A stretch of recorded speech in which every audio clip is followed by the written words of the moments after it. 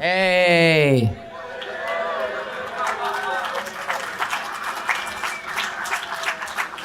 There's still time to leave, you know. So Brendan here has been working in the demo art scene and coding for about 30 years.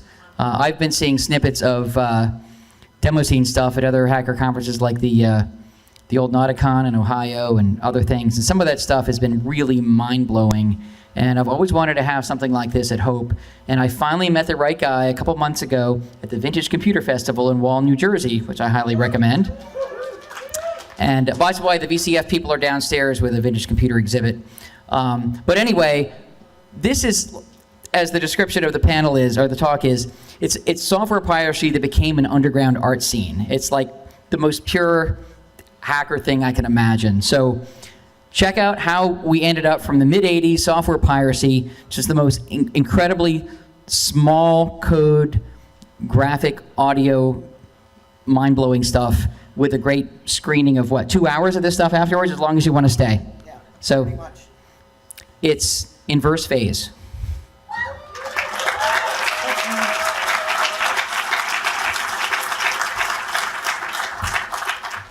This is awesome. First, I want to just thank everyone for coming out. Can we bring the house lights down? I can't see anyone. And they're not going to be able to see this as well. Cool. Awesome. Now I won't be blind. Sweet.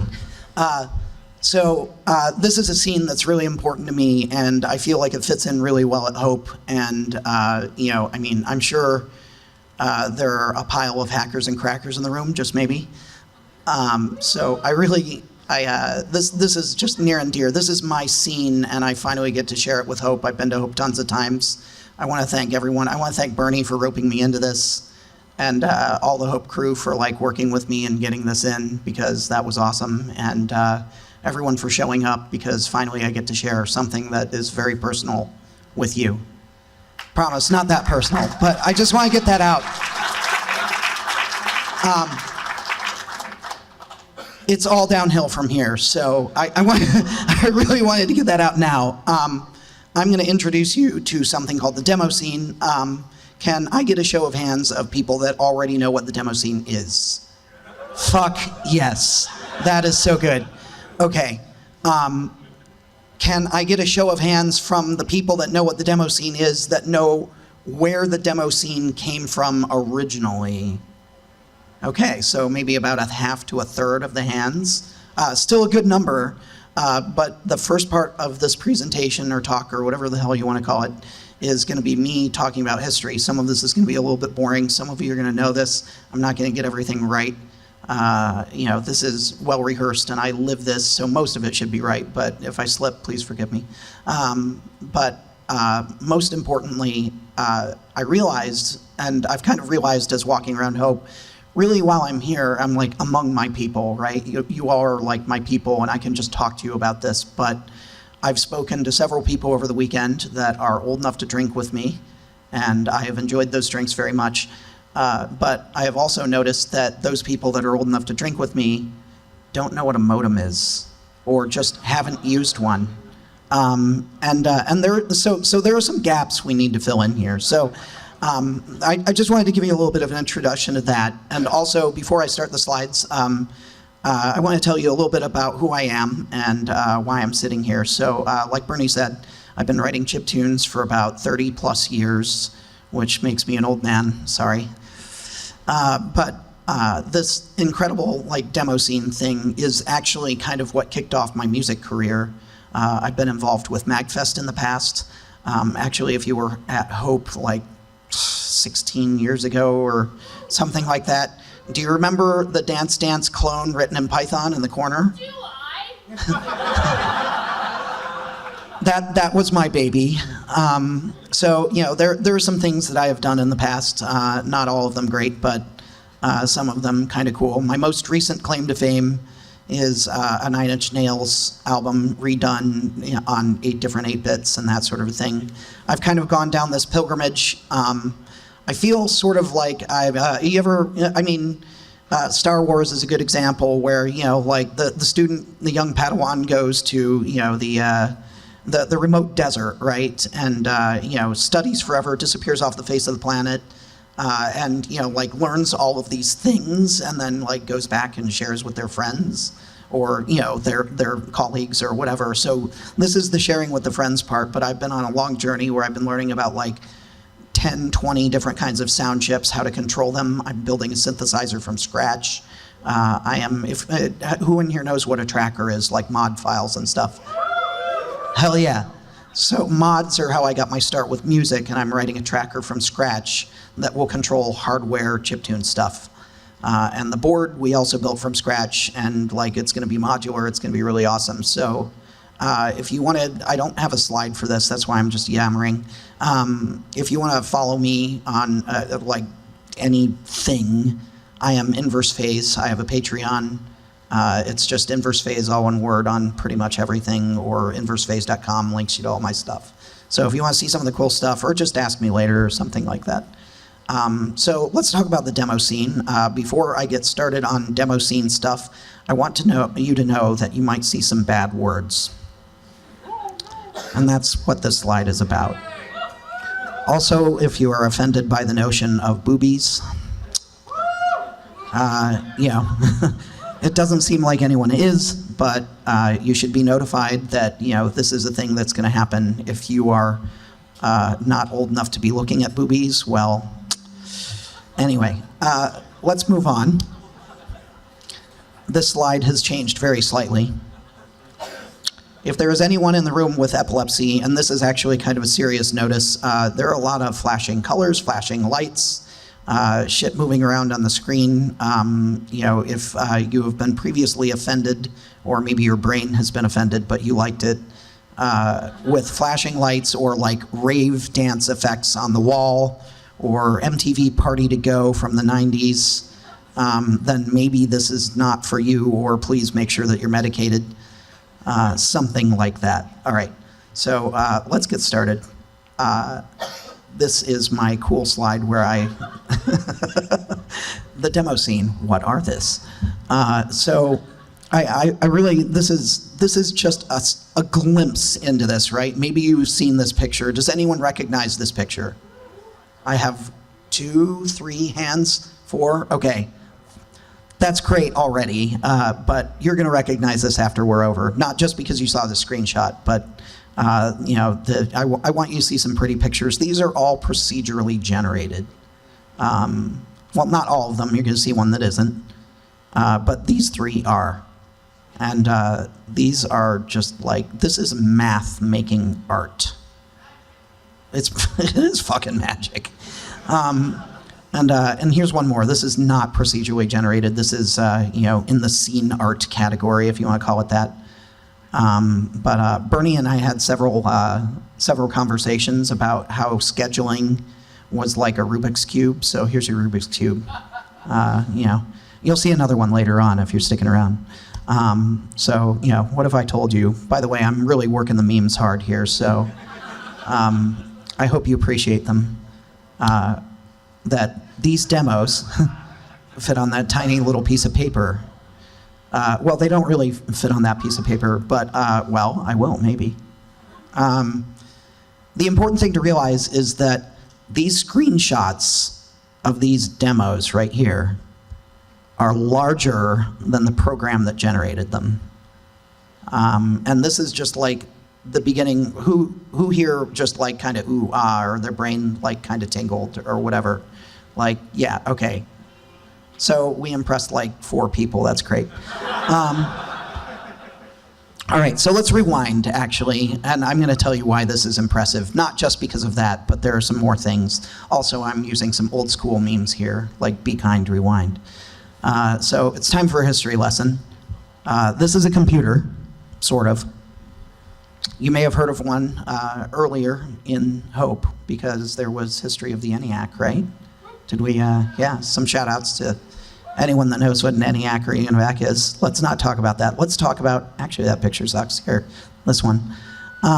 Let's talk about the exchange of ideas. Let's talk about why we're here, and let's talk about art, and let's talk about trying to be creative with one another and communicate with each other. How did we do that? However, in the fuck did we do that? So if you wanted to get an idea to someone, how would you get an idea to someone today? Go ahead, tell me. Why is the room quiet? Is it because we're all introverts and we don't talk to each other? Screw you, learn to text each other, fuck you. We would probably do it over the internet, but this is what the internet looked like in 1969. Not very cool, to be honest. And even if you fast forward a little bit, oh, this is how we got on the internet. Not just, like to pick up the handset and talk to cute girls like this one, but, you wanted to reach out and touch someone, you pick up the goddamn phone. And I'm being a little bit irritable here because I do wish people would talk to each other more. So let's go forward to 1977. Internet looks a little bit cooler now. I do like how right here, we just have something called Utah. And you got a couple of other places. Texas. Texas is just one place, let me tell you. But we do have some other cool stuff going on over here. Apparently Stanford and USC are like pretty far apart from each other. And Xerox is all the fuck over here, but, over here we've got, Rutgers and Carnegie Mellon. Illinois is just one place again, of course. Apparently the NSA was on the internet in 1977, that's good. But what all of these are is either, they're all government entities. So even in the 70s, ARPANET exists and, we were dividing up the internet and that sort of a thing and figuring out how the fuck we were going to use this thing. But even more importantly, we were doing something awesome, which was trying to get computers to talk to each other. Guess what? I wasn't alive then, but I was born shortly thereafter, and I used some stuff like this. So what if you had one of these, or maybe one of these? First of all, show of hands. Who had a Commodore 64 as a kid in its heyday? Awesome. Still do, great. If you want to get rid of it, let me know. For the people that do want to get rid of it, let me know. Who had one of these guys? Who had an Atari 8-bit? Okay, so we got like 5 people, that's all right. The Commodore people don't hate you anymore, we just make fun of you in good fun, and then we give you hugs and drink with you. So say you had one of these and one of these, and by the way, does anyone not know what this is over here? Does anyone not know how to use one? This specific model, I do have a hand or two. You stick your finger in it and you rotate it around, and I'm just gonna keep going. So you pick up that handset and you drop it in one of these guys. And so anyone save up their allowance or whatever, maybe there are some people old enough that they saved up, money from work to get one of these. These are acoustic couplers. So in the heyday, actually shout outs to, I don't know if he's here, the dude that gave the telco history panel today. That was really cool. Yeah, Keith. So, right. So point is, T-Profit was, talking about what we were allowed to do and what we weren't allowed to do with the early phone system. And one of the things you weren't allowed to do with the early phone system was connect external things to the phone system. So to get your computer to talk to another computer, you wouldn't actually take that phone line and plug it into your computer because it wasn't allowed. So you'd just take a phone, which was issued to you by the phone company and possibly even hardwired into the wall, and just take the handset and drop it on an acoustic coupler and you'd be able to use it. The other bonus of the acoustic coupler is, say you were traveling or on business or whatever, and you're in a hotel room, there's a phone there, you can, very easily, without having to do any sort of interconnecting thing, do this. You have these little suction cups that don't really work very well to, get some data across. Eventually, we grew up a little bit, and we wanted one of these. So here's a nice little, ISA card. Or you could get an external modem, you could plug that into your computer, and then you could plug the phone line straight into it. Now, the era was over where the phone company was trying to restrict you with what you would do with your phone and your computer and your own hardware at your house. This was nice. So finally, we have, these things that we can plug into our computers and, like, oops, sorry about that. We can, go and do things. So how, when we have a computer and we have one of these, are we going to exchange ideas with each other? Thank you. That makes me feel so good. You have no idea. I'm not going to show you. We didn't have the internet yet still. I mean, we did, but it looked like that government institution map where Illinois is just a single thing. So meanwhile in Chicago, there's this Christensen guy, and he was like, hey, I have an idea. Now that I have this modem and I have a phone line and I can plug my computer into the phone line, I'm just going to plug my computer in the phone line and write some software so that my computer just answers the phone when anyone calls it. And everyone's like, well, what the hell is going to happen then? And the answer is, well, or you get CBBS, which could be Ward Christensen's BBS or Chicago BBS or, several other things. Kind of convenient that it has all of these connotations that make it easy to remember. And so you get something that looks like this, and you'd be able to log in. You could type your name, that sort of a thing. And you could be online. There would be no graphics. You would not hear "You've Got Mail." You would also not have anything like Internet Explorer, which I'm sure everyone in this room uses. So, here's an example. Yeah. Who was it that I talked to yesterday that asked me about Wildcat? Are you in here? No, I guess not. But anyway, you get menus. And really, this is a little internet in a box. This is super important. Like, you have, a message menu, you have a file menu, you have bulletins, you can post like announcements, files, place you can download stuff, messages like a forums. You can go over here, you can live chat if the computer happens to have more than one phone line hooked up to it. Yeah, doors menu, you can go over here and play some games. Lord and Trade Wars are the shout outs. All right, if we're gonna talk about door games, did anyone in here play VGA Planets? Okay, we got a couple woos. How about Wasteland? Yes. Okay, all right. Trade Wars. Yes. Everyone likes Trade Wars, though. All right, fine. So you could do all of these like cool things. It's just an internet in a box. Notice you have some time left. You have 55 minutes left, and then you get booted off. And then the next day, your time refills.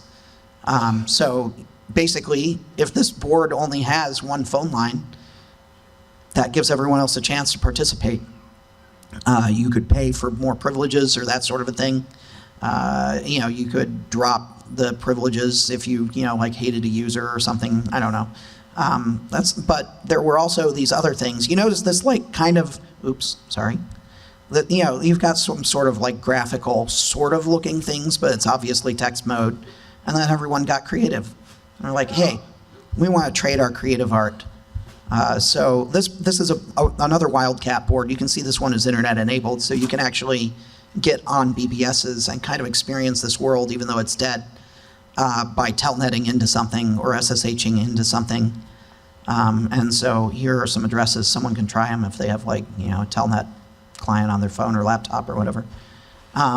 So you get the board and it asks you your first and your last name, and it sees if you've logged into the board before.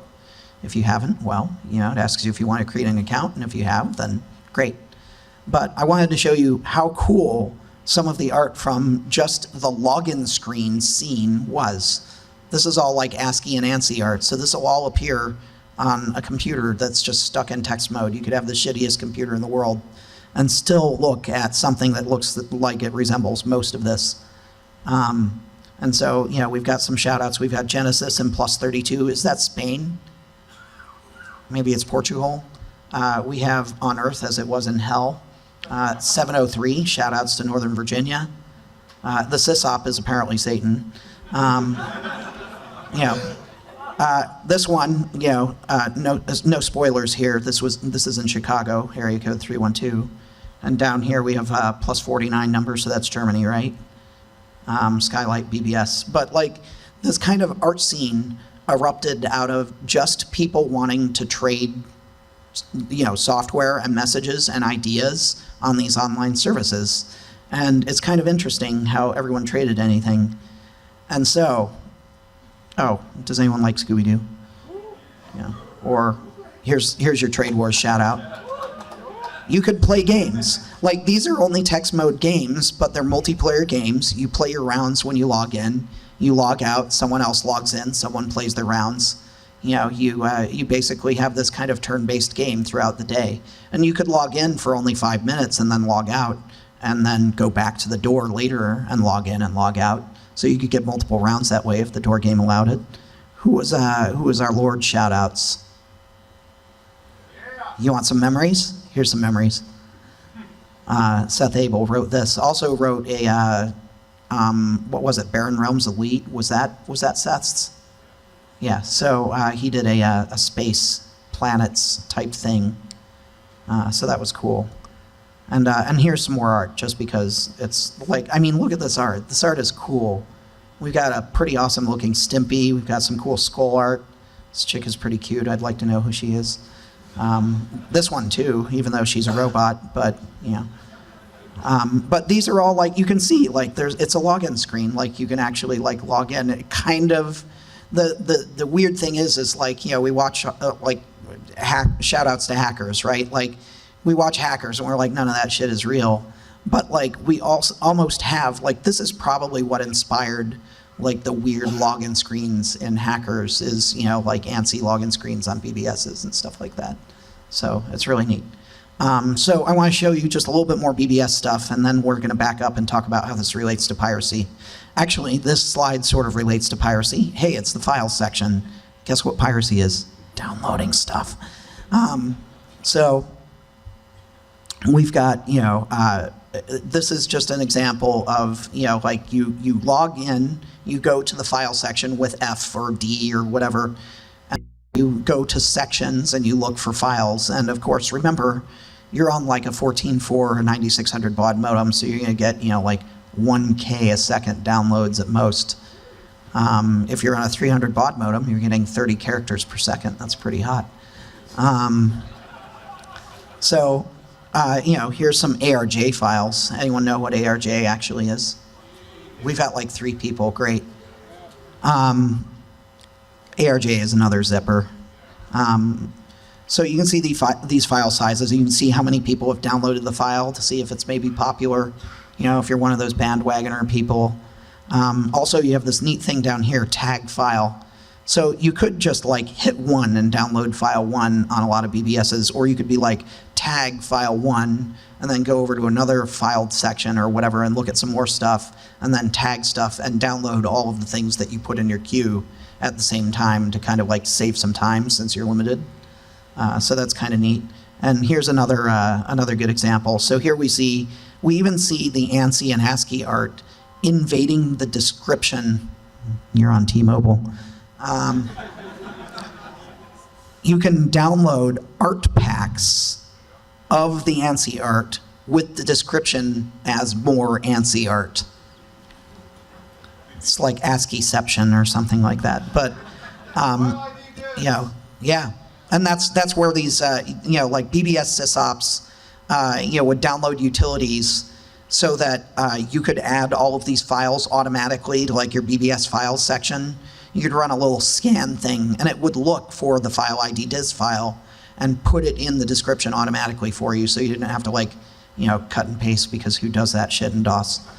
You know, this is actually another comms package that is graphical, but you can see that you can click on a file and tag it, or just click on a file and download it, or whatever you want to do, or press space. You can use the arrow keys, that sort of a thing. So that's kind of neat. You know, kind of forward thinking, considering you could do this in, like, you know, late 80s, early 90s. No AOL existed, but you weren't on AOL. You were calling a computer that was potentially even down the street from you.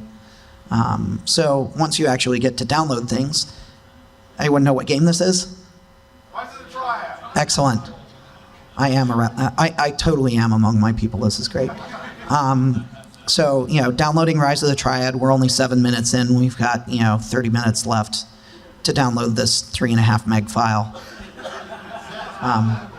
Also, does anyone recognize the terminal software we're using? Nope. Nothing term.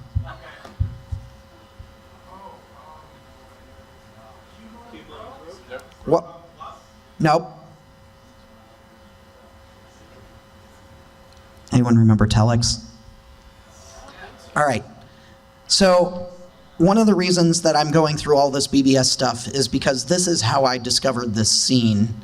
Of course, I copied a couple games just like everyone else, but what I discovered is that when I downloaded, I fell into the computer music scene really hard at the end of the 80s, and I downloaded some music, and these are some soundtrack or mod files. So here's Megamix 88, and you can see there are instruments in the file. This is a player that, just shows you the instruments that are in this file because they're a form of music that kind of resembles MIDI, but I would hate to call it MIDI because that offends people in this scene. Also because it's not MIDI at all. It's kind of a wavetable thing with an Excel spreadsheet attached to it. And when you're writing these, you can click a play button and it steps through the spreadsheet and that sort of a thing. But it stores a recording of every single one of those instruments. So you have fun bass and shamus, which is not a whale. Or maybe that's Shamu, but anyway, heavy snare, heavy bass. But sometimes people would replace the names of their instruments with, yo, I'm Jester of Sanity, and by the way, all these samples are mine except for sample 10, which sample 10 is only 2K, so like a snare drum or something, I don't know. And you go down and, whoa, Jester of Sanity's name is Volker Tripp and lives in Germany and is like giving you a phone number to call. This could be his number. This could be his address. What the hell? People were just like doxing themselves in their own music files? And the answer is he wanted to get gigs. He wanted people that were interested in his music to get in touch with him. We were trying to connect with our scene. There is no such thing as doxing in like the 80s. I mean, there is, but we were just trying to connect with each other. We're like, hey, I'm out here. I have this computer. It seems to be able to call other computers. Maybe we can talk sometime. Does anyone else like Amiga? This is where we're at in the 80s and the early 90s. We're not trolling each other online. We're trying to figure out if anyone else even has the ability to get online. So this number, for all I know, is not Volker's number. It might be a BBS where his music is available, or it might just be his house phone. So I actually had an experience. There was another mod composer named Sidewinder. Anyone hear of him? So his real name is Eric Giesk. And inside of his mods, he always, left little messages just like this. And he used to live in San Antonio. And there was a phone number in one of his. And I just decided to pick up the phone and call it. I was like 11 or something. And I had a 30-minute conversation with him about his Amiga 3000 and that he was super into pizza and that he was trying to get a job for Sega and whatever. It wasn't a BBS. It was just his house phone. And so we just had a nice conversation. So maybe 5 years ago or whatever, I'm friends with him on Facebook now, right? And it's weird. And I sent him a message and I was like, hey, you remember that kid that sent you a check from his possibly not entirely legal checking account? And ordered your CD and, asked if you could maybe give him free shipping on the phone while you were talking about Amiga 3000s with obviously a kid that hadn't gone into junior high. And he was like, oh, hey, how you doing? I told him that I'd become a computer musician and whatever, and invited him out to a show that I was playing near him. He lives in Boston now. And he was like, sure. And he came out to my show, and that was really just neat. So anyway.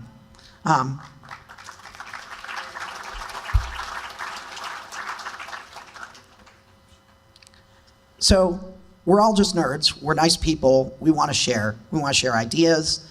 We want to share our games, maybe some of the stuff that looks like this. This is actually from the Library of Congress. They do have stuff like In Sync Hotline Fantasy Phone CD-ROM game. I know some people at the Library of Congress, so maybe I shouldn't comment on that. But the point is that we're trying to, at this point, we're trying to archive this software. But you used to actually get software in boxes like this. I don't know if anyone knows this, but like you actually used to go to a store and they would have software on the shelf. And the stores look kind of like this. And so has anyone walked north on 7th Avenue about 2 blocks? There's like a little cafe or something like that called Egghead. And I like head turned and double took at it when I passed it. I was like, is that Egghead? Egghead? Do you see my mouse cursor moving here? Egghead? And it turns out it's just like a T-bar or something, I don't know. But you used to go to Egghead or Software, etc., or Babbage's, or Electronics Boutique, or that thing formerly known as GameStop. Now it's just known as I don't shop there. CompUSA, yeah, we got some shout outs for CompUSA. Did you ever go to, well, if you're from here, you might know about Software City, which was like a huge competitor to CompUSA, but well, they're all fucking dead now. Not big enough for Amazon. So, we had all of these places. I chose these because these are the Origin developers. They bought a copy of Ultima at a software store to prove they were legit. Just some more boxed games because, I don't know, there's something attractive about a box. Is anyone into LPs? I feel like, collecting software and big box software is kind of like collecting LPs. It's just that you're a computer nerd. So sometimes you did.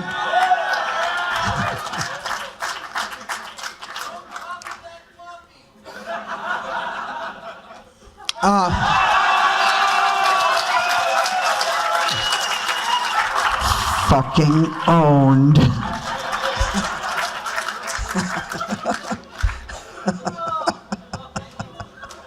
I was ready for you. Sometimes you're poor and begging for quarters on the corner of the street like the people out front of the hotel because you want to go and buy a copy of Wolfenstein, obviously. But sometimes you just can't quite peddle that money to get Wolfenstein, and you need to ask a friend for a copy of Wolfenstein. Must be installed on hard drive. Just type b:install. So this person clearly had a 5 1/4 and a 3 1/2 drive. And, wanted you to make sure that, if you had a 3 1/2 drive and it was the A drive, you didn't adopt soon. And you never had a 5 1/4 drive. Your 3 1/2 was A drive. Just saying. So every once in a while, your discs look like this. And I want to show you some more. Sometimes they came in one of these. Here's the front of that, just in case you want to know what that looks like. Did anyone ever ship floppies in the US? Don't worry, the government doesn't care anymore. I will be in 2 months. Really? Wait a minute, what are you going to ship? Lots of badges for Mag Labs. Oh, and they're going to be floppy disks? Why didn't I hear about this? The spoiler is I used to be involved with MagFest, which I guess I did mention, but this is how I learn about MagFest things, obviously. So I noticed that basically no hands went up here, and that's because in the US we didn't really do this. There was Software of the Month Club, I guess, and shareware companies, and you could call up a shareware company and be like, yo, I want the shareware versions of this, and the other thing. And, they'd send you a disk box, and, every once in a while you'd mail order software or something like that. But if we were trading software, there's a variety of reasons. Some people were completely petrified of the post office and the postal service and being caught by the government, I guess. Some people were not at all afraid of the government, but were afraid that, if the USPS ran that disk through an X-ray or something, that'd be demagnetized or erased or that sort of a thing. Here's the thing, in Europe, people have some balls. So some stuff got sent in the mail, and as with the other floppies, you get instructions right here on the desk on how to load. Shout outs to my Commodore peeps. Obviously everything's been copied over, a billion times. I wonder what tops 20 software pools. We're on here. Obviously, here's just like literally a directory listing that someone print screened off of the screen. You know, but Mind Shadow was actually kind of cool. Use the living tutorial for instructions. Okay, whatever. So these games, by the way, when anyone copied any of these, what did you have to do to copy a floppy? Sometimes you had to do a little bit extra. Turn off the right protect. Turn off the write protect? Poke a hole in it. Yeah, all right, good. Poke a hole in it. Okay. But sometimes you couldn't copy a disk. Who here has cracked a game? All right, we got some crackers. Good. So every once in a while, these guys didn't want you to copy their game. There are a bunch of, like, honestly pretty genius ideas and maybe some not so genius ideas in, you know, software that was copy protected. One of my favorites I was talking about like yesterday or whatever is intentionally putting bad sectors on a disk. I think that was a cool idea. Despite that it was easy to defeat, it was still a really neat idea.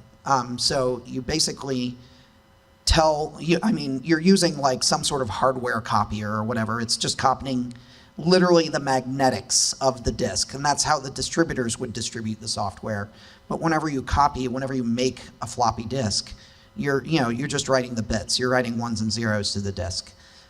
So you couldn't do something like copy a bad sector on the disk, because the bad sector would be written as an in-between value, and unless you had a magnetic copier, or an analog copier, if you want to call it that, or something like that, you wouldn't be able to copy that bad sector. And smart copying packages would basically write, they would just continue. They would be like, well, I read it like 10 times and I got 1 like 7 of the time, so it's going to be a 1, even though I don't know that it's a 1.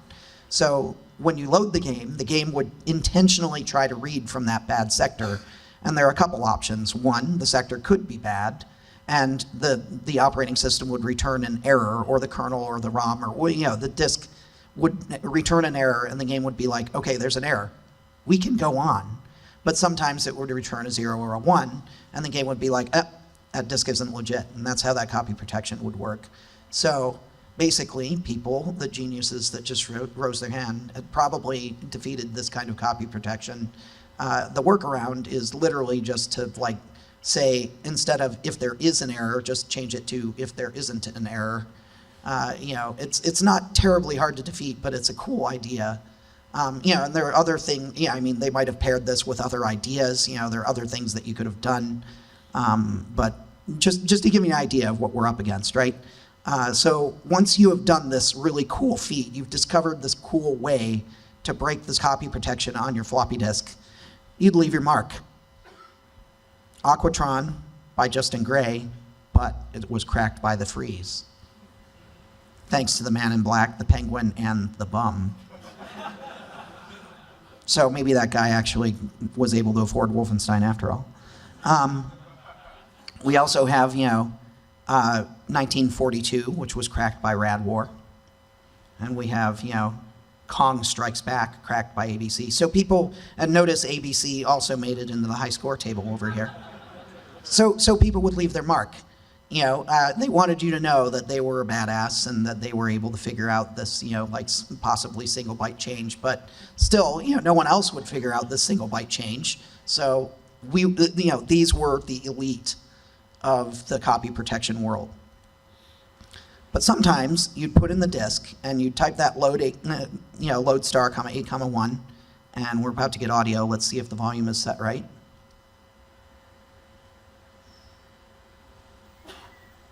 Maniac Mansion here.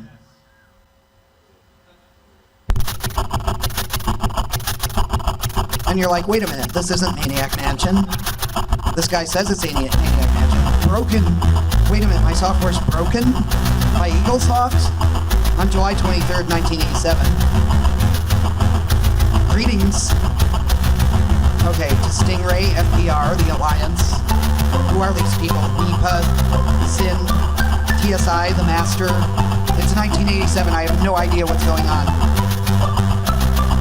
The Necromantic, the Head Librarian. Eaglesoft apparently talks to himself. Captain Kidd, Scorpio, and me. Okay, so he's like 3 people, I guess.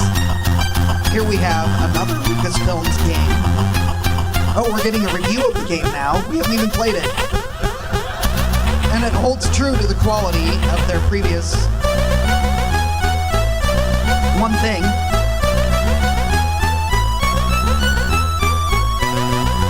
Who are they going to go to next for distribution? Oh, sorry folks. No Rush lyrics this time, so this guy likes to quote Rush. Later on. And then,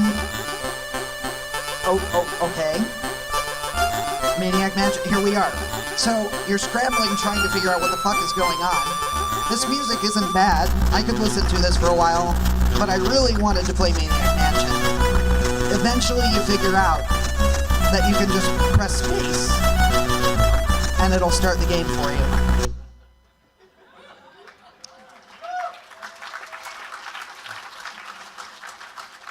And I mean, that eagle wasn't half bad for a Commodore 64. So that was the beginning. I mean, I'm sorry, crackers who only left your name in the high score table, but that was the beginning of this art scene right now. That and the ANSI art. And so I'm going to give you another example. This is Duggar, which I have honestly never played, but I have to assume it's like Dig Dug or something. And this was cracked by World of Wonder. This is for the Amiga, just to give you a little idea of what these look like just a little bit further into the timeline. And these are called, I mean, it's a little intro. It comes with the game. It's a cracked game, so we call them cracktros. So here's a cracktro on the Amiga.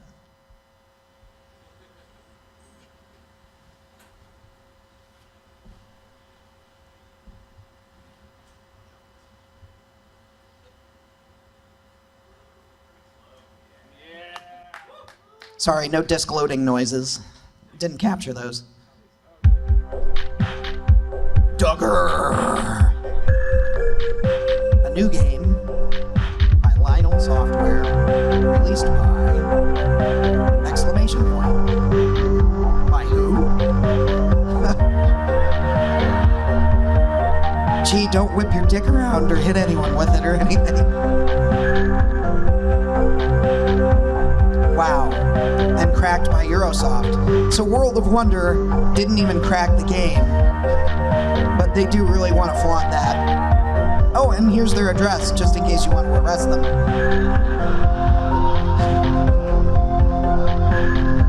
West Germany. That'll put you in the era.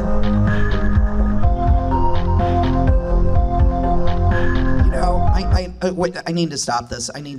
This is serious. West Germany. These are nostalgic times. And, once upon a time, someone said, we need to build a wall. But what we really need is just more cracktros. For Duggar, apparently. All right, enough of that. So, in Europe, copied discs looked a little bit more like this. The one you copied from your friend, obviously you wanted to be, instructional. Make sure that your friend knew how to pirate Wolfenstein, so that you can break the law together.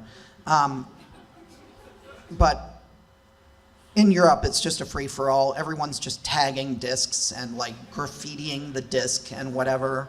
And not only that, but taking the same disc, copying everything off of it, and then just throwing it right the fuck back in the envelope, and possibly trying to use the same stamps to send it back to someone else.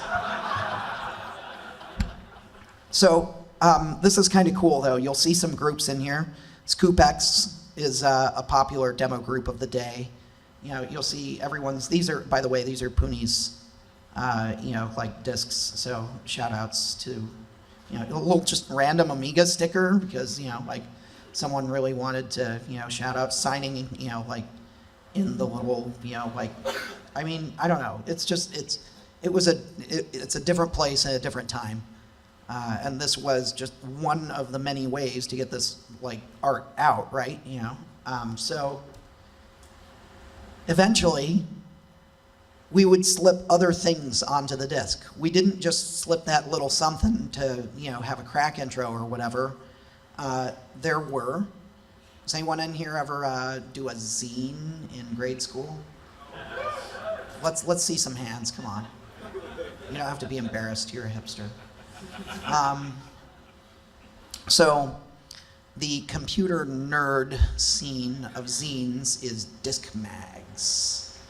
And not only did we have disc mags, this is Commodore 64 disc mag, for Christ's sake. This is the Sex and Crime number 14 issue. And if you go down here a little bit, we've got editorials, reactions, rumors, of course, news, previews, mixed, but you go down here and charts. So people were actually still competing to not only have the best games that they cracked, not only to have the best cracks, but they were also competing to see who had the best crack intros. Everyone was trying to one-up each other with this little amount of space that was at the beginning of the disc that was left from them cracking the game. Like they cracked the game, like 8K left on the disc. What are they gonna do? Well, some of the stuff that you just saw. And so, like everyone is like, oh, well, I can make my logo bigger. I can make a Starfield with more stars. I can shout out more demo groups. I can say fuck more times. I don't know. But we had all of these disc mags, and here's another one, just to give you an idea of look at this art. Like some of this is like really cool. Just kind of computer graffiti that you really just wouldn't see anywhere else, and there's still charts and that sort of a thing. So this is obviously, you see this matching mouse cursor. I'm so proud of that. I'm obviously using an Amiga mouse cursor, so this was an Amiga disc mag. And here's another one. And so eventually, everyone's like kind of sharing their art and, making more ANSI and ASCII art. Suddenly, we're in the same era, right? Like in that, crack-tro that we saw, it gave us the number of a BBS that we could call to download more software. And now we're seeing in disc mags, we're seeing, some of this ASCII and ANSI art again. These scenes are one. We're seeing, like all of this stuff all converged in one, just people that want to just share information with each other, get it to each other, do it in an artistic way. And people that wanted to click around in this stuff, sorry about that, you look through here and there's like this cool stuff and whoa, wait a minute. What's the question you're not supposed to ask at Hope? Where's the party? So inevitably, you don't want to ask the question, you just want to click on that, right? So you click on that, and by the way, I just want you to see, by the way, here's the boobies I warned you about. Pretty good art. This is from Razor 1911. This is a fast forward. Shout outs to Razor. This is in 1994. This is just a flip through. This person is just like hitting the right arrow key or clicking on the right arrow, going through this entire disc mag. Page 30, there are 44 pages just in the news section. And you can see all of these people, right? And actually, I should rewind just a little. Here's Razor's news. Like you can see all of the people that joined Razor 1911 from the other group, Lemon. Slash joined from silence, but was kicked out after only a week. So a little bit of rumor action going on in here. Boki was kicked out because he's a liar. He said that his demo was finished and forced our graphicians to work their asses off to finish it before the Gathering 94. But he didn't show up, and after that we found out that he hadn't hardly started on the demo. If you want to harass this loser, here's his fucking phone number.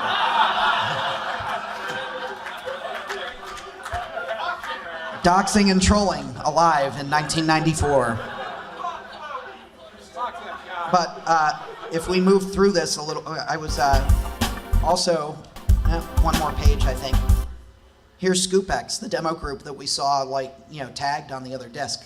Like, this scene was just, Oh, and by the way, apparently they want you to know that Renegade and Hitman are not members of Scoopex. It's a common error. Don't. But look at this. This is like a magazine that even if you read it at like relatively high speed, this is a 42-minute video. Like it's gonna take you a couple hours to get through this and like, just read all of the gossip, and you've got all of these disc mags and all of that stuff. So eventually, speaking of The Gathering '94, let's rewind a little bit. I know I'm going back and forth, and maybe you're already feeling like you're traveling in time, so that's kind of jarring. I'm sorry about that. I'll give you some moon crystals later or whatever for your time machine. This is a 40 kilobyte intro, so a few people were like, hey, what happens if maybe we have a little bit of extra space, like we don't have that 8K anymore or whatever, and we just want to do some like impressive stuff. We didn't crack this game, but obviously we received the disc in the mail, and we have to keep the piracy chain going. So we're just gonna throw a little something something on the disc, and hope people like it. That's it. And so this happened.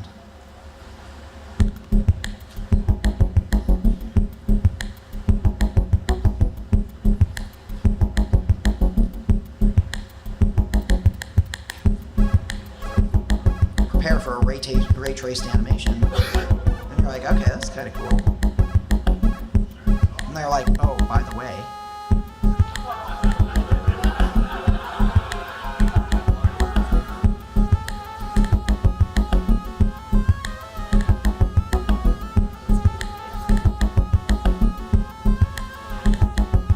frames of animation, 16 colors, and this entire thing, the music and the graphics and everything, are 40K.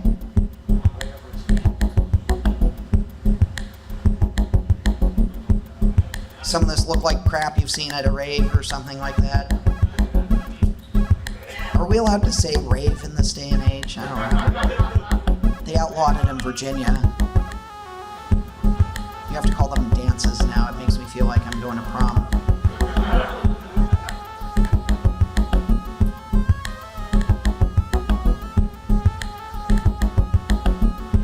Pretty cool though. I mean, like, this is on, an Amiga, running at like 7 megahertz, no 3D hardware, no real acceleration to speak of. If you want to contact us, here's our address. What's the point of cracking games? This is like really, whatever. You saw it. What's the point of cracking games? That's like important because this is like the turning point of this whole scene. Like, we don't care about cracking games anymore. We just want to make some cool art, do some impressive stuff with computers, and move on with our lives. Or maybe not. Maybe we'll be stuck doing this forever, which would be fine. So now we're going to go back to 1990, and I want you to see this, which is one of the first, well, maybe not the first, but like, this isn't what we call an in vitro, which is basically an intro designed to invite you to something. And I mean, in the disc mags, you click on party and you learn where the party at. Well, these guys just decided to write their own entire binary that you would run and get invited. So let's see what they have to say. It's an Amiga intro.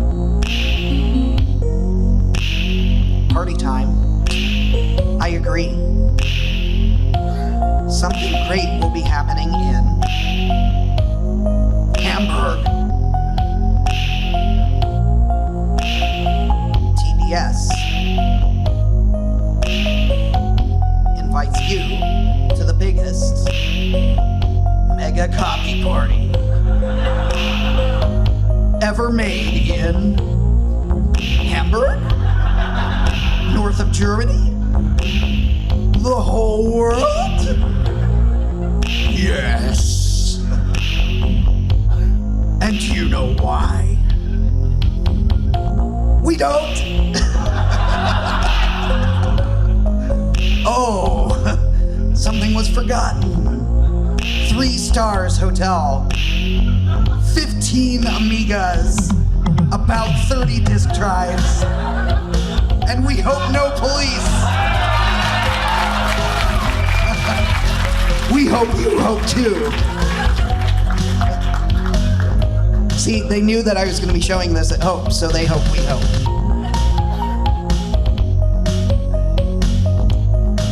So if you, although wanna, come to enjoy the feeling of 15 Amigas, contact us for more infos. Write to this address. Okay. Oh, we forgot the date of it. It is the 2nd of June, 1990. Or the 3rd of June, 1990. Or both.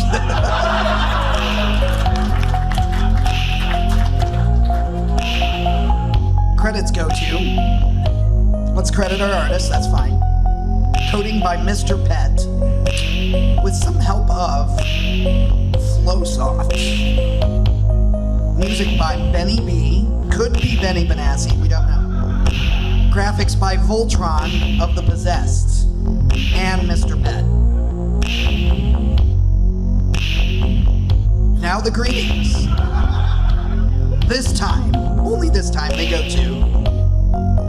This has Dread Sector, Devlog, PS1, Nox, COP, Cytax, Olmex, Starman, Level 4, Abacus, Rata, Unit A, Digitech, AFL. I've only heard of like 3 of these people. But that's okay, at least I've heard of 3. End.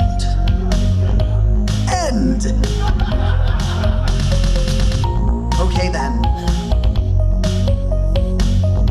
And hopefully no police.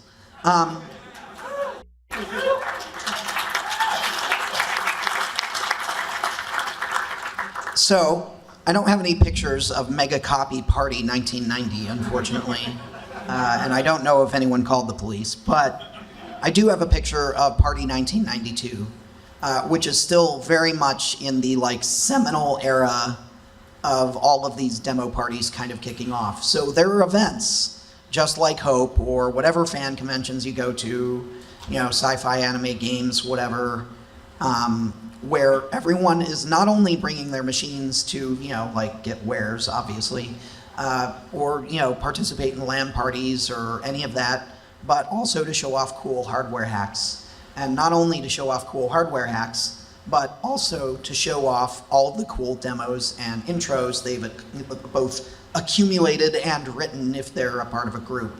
And so in a couple of these, you can see like signs for people like advertising the group that they're in and that sort of a thing. And obviously you can see like weird European bottles of 7-Up. You know, check out this like Ghetto Blaster, like stereo, whatever. It's pretty awesome. CRTs everywhere, of course. So yeah, I mean, it's just basically like the equivalent of a Hope mixed with a giant LAN party, mixed with, you know, like an exhibition of all of these like cool demos that people have written. So at Party and a couple others, they actually invited you to bring your demos and win a cash prize for the best one that you have written, because everyone for the past, you know, 5 or more years had been leapfrogging each other and trying to, you know, basically write, you know, have bigger logos than everyone else, have more stars on the screen, move more pixels, do more impressive graphics, have better music. And so finally it was time for a face-off, and Party was a good example. So what can you do at these demo parties? Well, here's some modern demo parties, and you can do food. I know that one of these is from, well, this guy right in the corner is from Tokyo Demo Fest, which is kind of cool. It's a demo party in Tokyo, obviously. But it's cool because you can see like the random ass Japanese, like this is obviously normal, but then there's like some pizza with mayo and like katsu on it, and you know, some other stuff. And so some of the demo parties, you know, enjoy grilling. Some of them, you know, book catering or whatever. But like, there's usually some sort of like, you know, sort of bonding over food that happens outside. There are obviously sleeping arrangements. I'm sure if you've been to Hope, this looks familiar. Now we've finally upgraded to the hammocks. That was a nice addition. I actually made use of those. But if you can't find a hammock, well, just get drunk and pass out on the stage. Now the large demo parties look like this shit right here. Is this amazing or what? So here's Evoke. This is a small party. And honestly, this reminds me right here a lot of the mezzanine area, even just a couple years ago. Well, maybe more than a couple years ago, when it was kind of a free-for-all and everyone was just doing stuff. I mean, it still is sort of a free-for-all, right? But and here's Revision, which is actually much larger than this picture. This camera is forward in this. Assembly, I guess, is still a little bit larger. Obviously, you can tell. And Assembly has kind of taken on a LAN party aspect, whereas Revision is much more focused on just demo exhibition and competition and that sort of a thing. Evoke is in somewhere in Germany. I don't remember. I'm drawing a blank. Revision was in Saarbrücken, and Assembly is in Finland. If you have the ability to go to one of these, I highly recommend it. It is awesome. And they show demos on this nice big screen here with a reasonably sized PA. And you'll notice that we're in a room with a reasonably sized PA and a large screen. So after I finish yammering some, we're going to watch a whole bunch of demos on a big screen with loud audio. So are there some parties in the US? Yes, there are. I was just at party in Boston. That was recent. And actually, are you in here? Some people that were at party? Yeah. Oh, right over there. Jeez. Okay. Are you in this picture, actually? No, it's playback. Yeah. Oh, yeah, you were in the corner in this one, right? Here's my laptop right here. This thing has 512 LEDs on it. Not this one, but TSA loves me. And shout outs to SceneSat, who runs the live streams at most of the demo parties. They're over here in this other picture. So here's Demo Splash, another one that happens in October or November, usually November. This is in Pittsburgh. I actually have some flyers for Demo Splash since it is scheduled for the 2nd and 3rd of November of this year, and we really want to get more people to go. So if you want one of those flyers, hit me up after this is over, or like while we're screening or something. This is at Carnegie Mellon campus. So shout outs to any CMU kids. That party was held in Artisans Asylum in the makerspace there in Boston. So that's kind of cool. There's another one that I don't have on this slide, and that's called Synchrony, and that might be the one that's most interesting to you, actually. You jump on a train here in New York City, and you get on the train and you write your production and you work on your competition entry and whatever. You get off a train in Montreal and everyone shows their stuff. Kind of cool, huh? Most of these demo parties are a couple days long, and that's how it goes. So this is where shit gets real. We've been watching. I agree. We've been watching a whole lot of, this is my name, this is why I'm a badass, please call my BBS. By the way, the next effect is, such and such technical detail that you really don't give a shit about. And yeah, enjoy. And then you just wait, and then you see the effect, and then they go to a screen again, and they're like, by the way, this next effect is such and such effect. So basically, in the middle to the end of 1993, we started getting cinematic with our demos. We realized that, wait a minute, we just said that we hate cracking and we just want to do art, right? So why don't we just do art? Why don't we take up the whole floppy disk? And why don't we do something that's a good 5-10 minutes long and have it really rock some people's world? So if you're an Amiga kid, the first, and this was shown at a party as well. This is Desert Dream by Kefrens, and this is running on a stock Amiga. So let's talk about the Amiga specs. I kind of touched on it just a minute ago. This is a 7.16 megahertz 68,000. Shout outs to the 68,000 panel that was downstairs yesterday. This is that CPU, unaccelerated, and the Amiga has a bunch of coprocessors that really help it out. So the sound chip can like play audio without the CPU necessarily needing to do a whole lot. That's really helpful, especially in what you're going to watch. There is no 3D acceleration unless you use a mode called hold and modify. You can only do really 32 colors on the screen at a time. But some people do like to use the hold and modify mode, and of course there are hacks. So this machine comes stock with 512K of RAM. You can upgrade it to a meg. A lot of people did. Let's start watching. Let's see what an Amiga can do. This is about 10 minutes long. I might pause in a couple places, but I really kind of want you to just experience this on a whole as people did. So I'm going to do my best not to break in and talk. Oops. Let me get the play button. It's supposed to.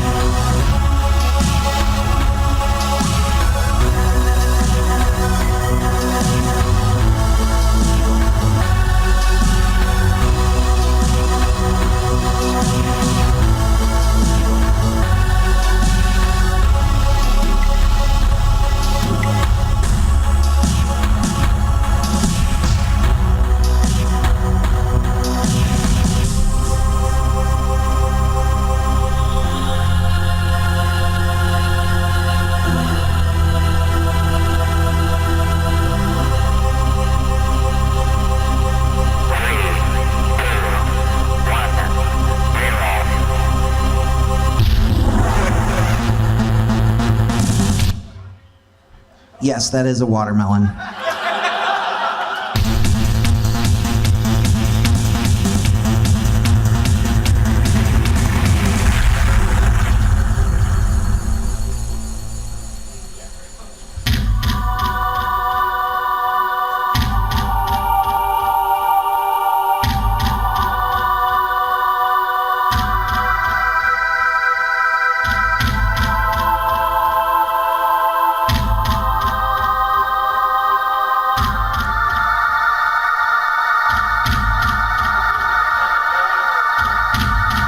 Don't shoo that shit at me.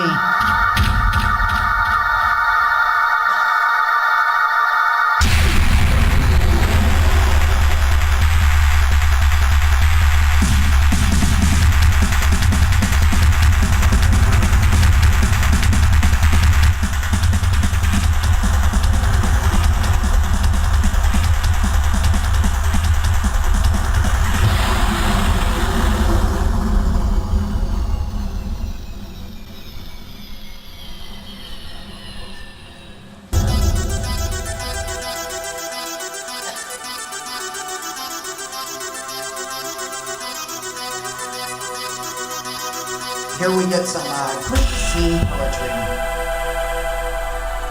At last we made him cold as ice, so he can no more terrorize. He wanted us to blame the melon, but now he felt us turn the hell on.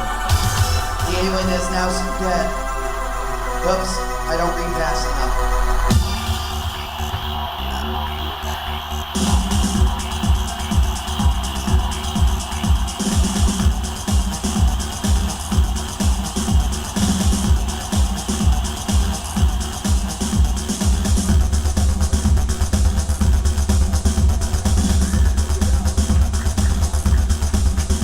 Right? Pretty impressive.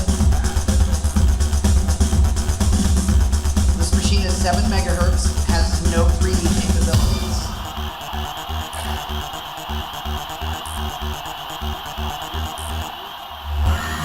Welcome to the first demo in 1993 from veterans. The real-time zoomer before was in 4-bit planes. Let's demolish some more. He's talking about records. People are utterly obsessed with records. Sick and tired of Phil vectors? Well,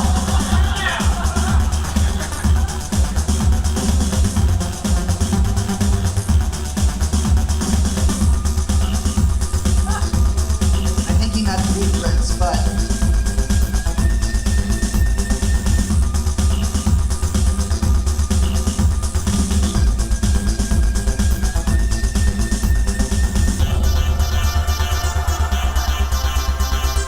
hey, 12,000 dots is a lot, okay?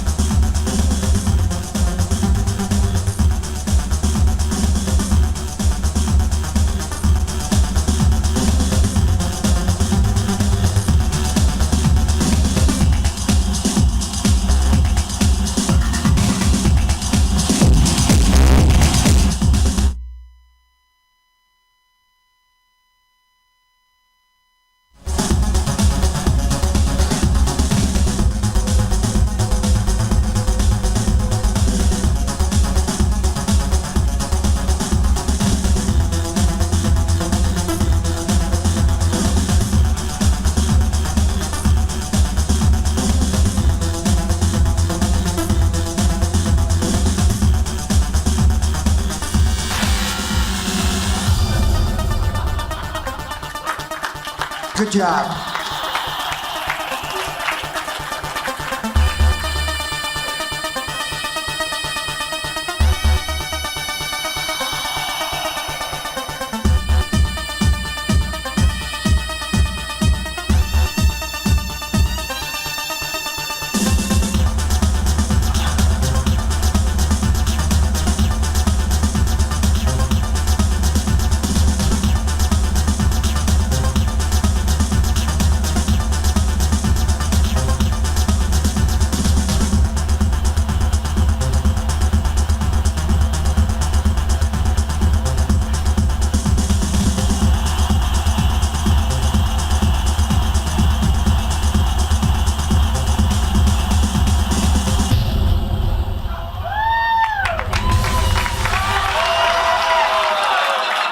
Trolled.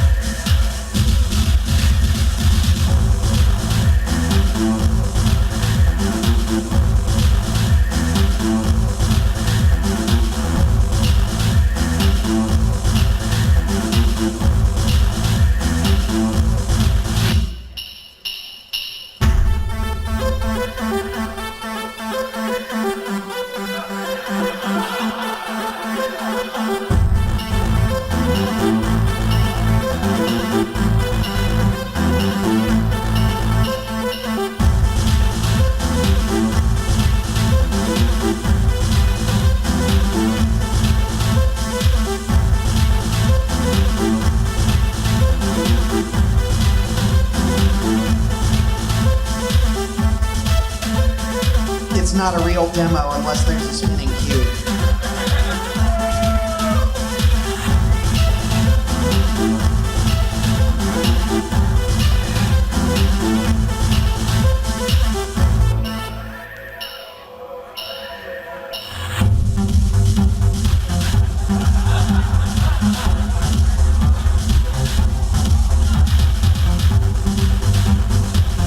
This is what dick pics looked like in 1993.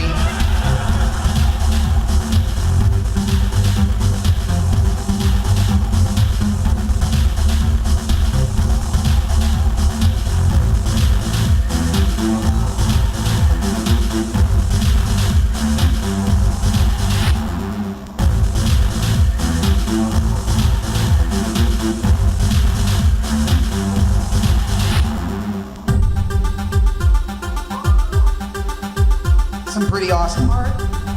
Oh wait, something impressive done with that art.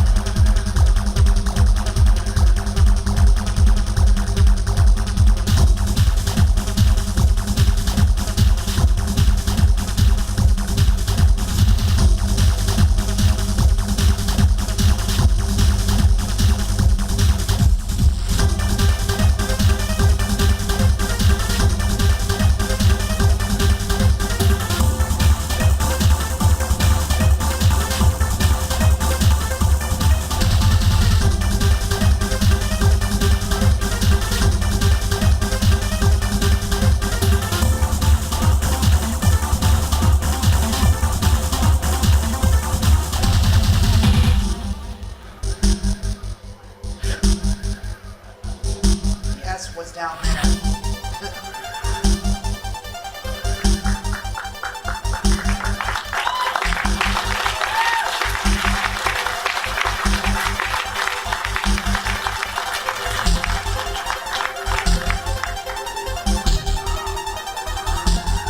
This is a pretty short credit sequence, so I'm going to let it run. But look at this. Should work on any A500, 600, 2000, A3000. Even proved to work on a 4000. Took a half a year. Thanks go out to a bunch of people. This is going to be the last demo that they're going to write that will be compatible with non-AGA. They decided to buy an Amiga 1200. Dreams can't come true.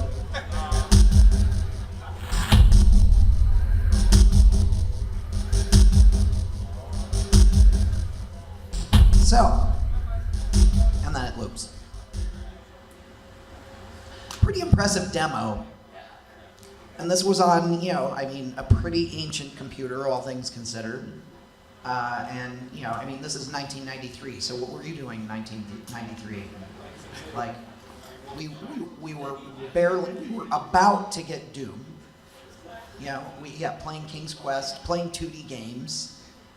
This was kind of an introduction to 3D for us, and we didn't even have 3D hardware. We had Wolfenstein, and we were blown away by that, but to see all of these cool effects and to see this rock and music, all of that happening at once was just, people were floored. People were grabbing this off of BBSs, showing it in computer stores. Shareware companies had actually gone and tried to sell the demos, and some of the demos even start up with a notice that says, this demo is not to be sold for money, just because people were actually selling the demos because people thought they were so cool that they could make money off of the demos. This was just a new world, right? So, I don't know why I'm out of full screen. There we go. there was this other demo group, and they were pretty little, and they were pretty unknown.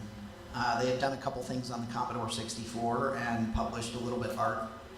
They were obsessed with swords and medieval stuff. And whatever that is, like, I guess it's a dragon. And kind of, at first I thought it was a slime monster. But then they decided that they were going to leave the Commodore 64 scene, get some new members, and join the PC world. And in 1993, at almost the exact same time as Desert Dream, they decided to put this out. All right, before I show this, can I get a show of hands of people that saw Desert Dream before I showed it? All right, but how many people in this room have seen Second Reality already? Just to give you an idea of how famous this demo is, this is like the de facto demo that people go to when they're talking about, you know, how cinematic and how impressive and that sort of thing. This is probably running on like a 486-33 or something like that, just to give you an idea of this machine. Yeah, Visa Local Bus. Actually, it's funny you mentioned that. I used to work at a computer store, and long after like Visa Local Bus was dead, we really got excited when computers came in that had Visa Local Bus. And one of my coworkers was always like, "This is Visa Local Bus," and he's like a volunteer fireman from the military and like worked at Exide Battery Company, and like I had no clue why he was so excited for Visa Local Bus, but he was totally excited for it, and that just made my day. So let's watch Second Reality by the Future Crew. And maybe I want you to notice how many similarities Second Reality has to Desert Dream, which you just saw. So, whoops. One of the same samples. Spoilers.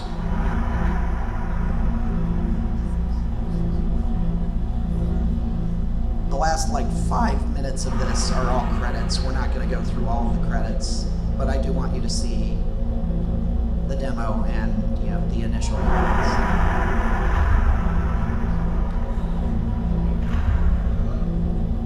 So we've got an intro, Assembly 93, so that gives you an idea of how long that party's been going.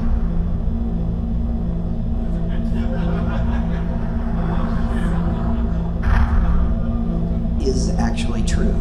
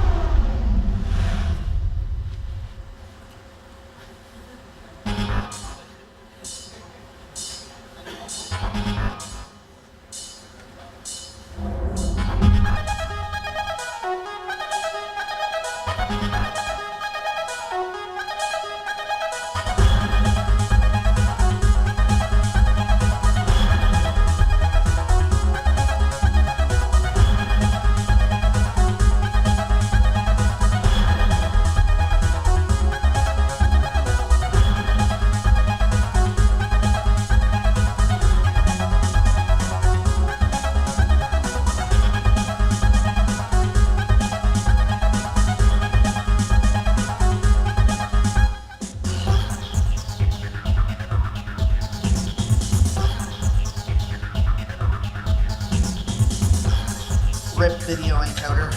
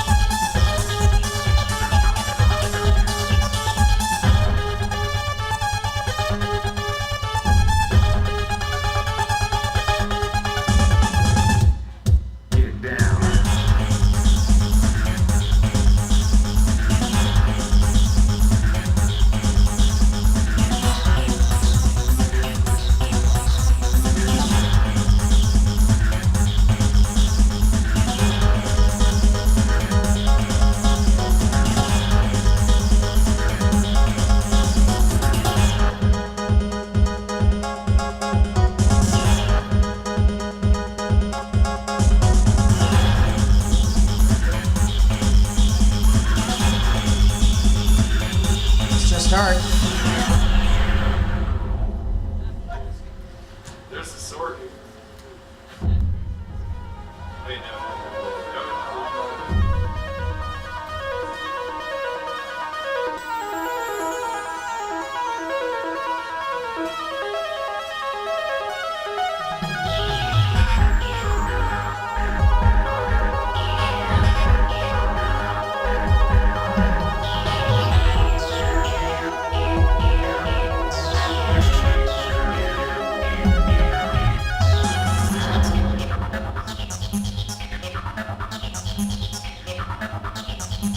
This guy must be the sysop of that one BBS.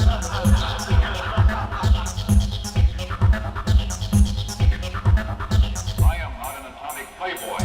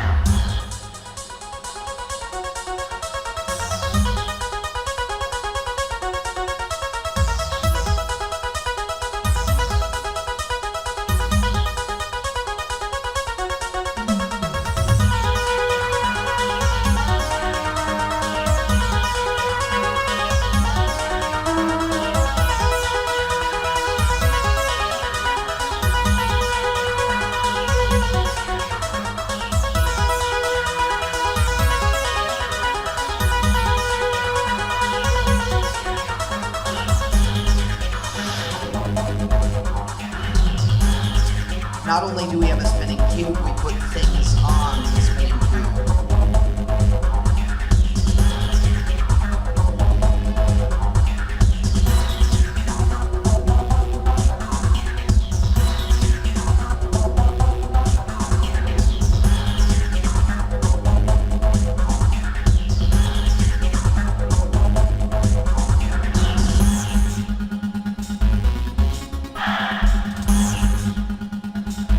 Obsession with pots continues.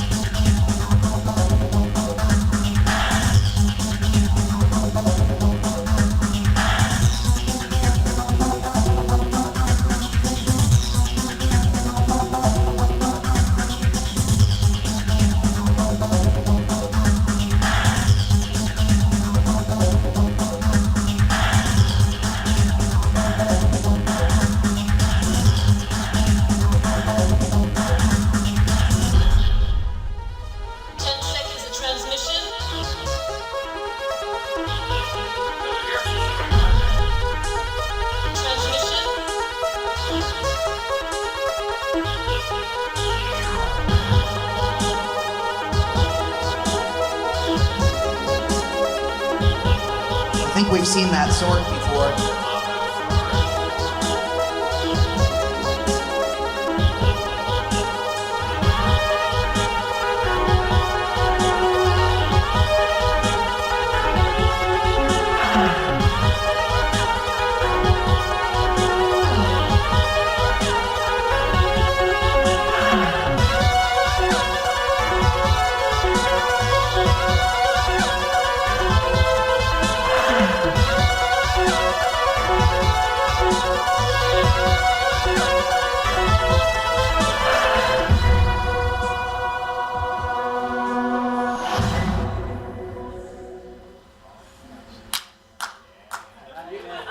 But wait, there's more.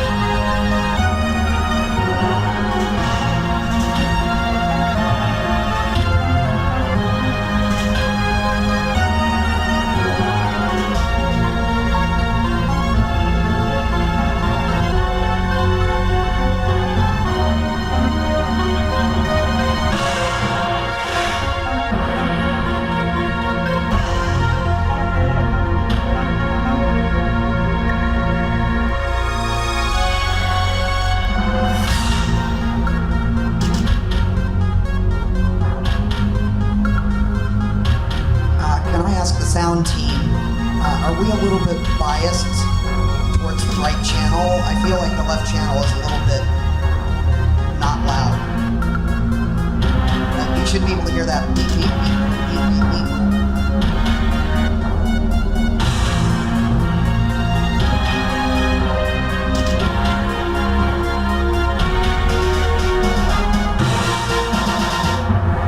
That sounds a little better. Thank you.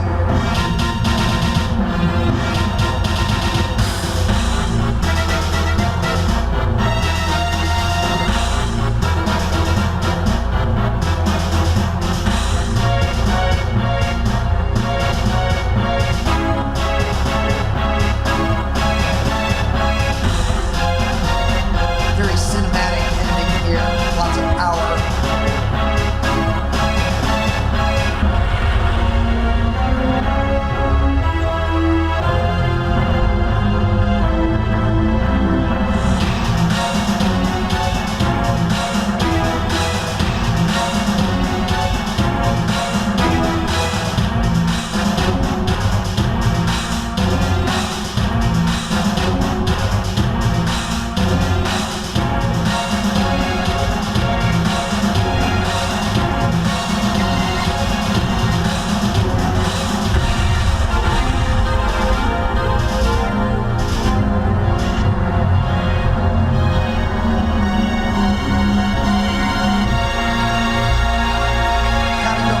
Gotta go meta.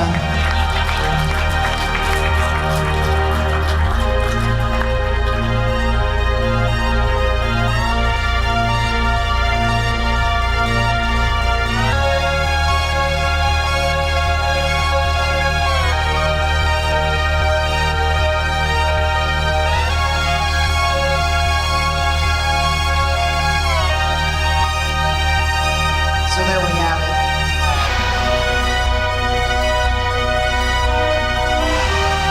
Don't forget to attend Assembly 94, everyone. If you find a time machine, go to Assembly 94. That's important. Wasn't there a version of the executable that lets you start it and jump in at any point, particularly in that demo? I think you could specify as like a command line Like an option or offset, something yeah. like that, like second.exe 5 or Right. you know, a lot of demos would do stuff like that. There are a lot of demos where, for a while, you know, you could like both buttons were required, like mouse buttons on Amiga demos should exit, but the right mouse button should, or left mouse button should skip Oh, through demos. So if you're watching demos on the Amiga, you can usually skip with like one key or one The button. escape key or the left mouse button. Yeah, or something like that. Yeah. Depends on the demo. So, does anyone want to like just sit here and watch this cat for a couple minutes? So this is important actually in a way because demos are basically the earliest, not really, form of computer memes. We do see a lot of things repeating in the demos. You might have noticed between Desert Dream and Second Reality that there were a lot of parts that were similar. Does anyone want to shout out what they saw? Dots. Lots of dots, okay. spaceships, polygons, Spaceships, polygons, samples, yeah. Samples. Missiles. Missiles, okay, yeah. Plasma, good. Someone knows that. plasma, right? That's right. Excellent. All right, so here's what we're gonna do. We're gonna roll through some of my favorite demo effects and shout out some demos. There are some screenshots and some demos in here. And then whatever time is left over after we go through all of these, but there are some great examples in here and some of my favorite demos and some very important examples in my opinion. All right, let's stop looking at the cat. I'm getting it like 3 times because I get lights behind me, this and that. Something that I would say the most important thing of any demo is scroll text. Not really, maybe important is the wrong word, most prevalent effect.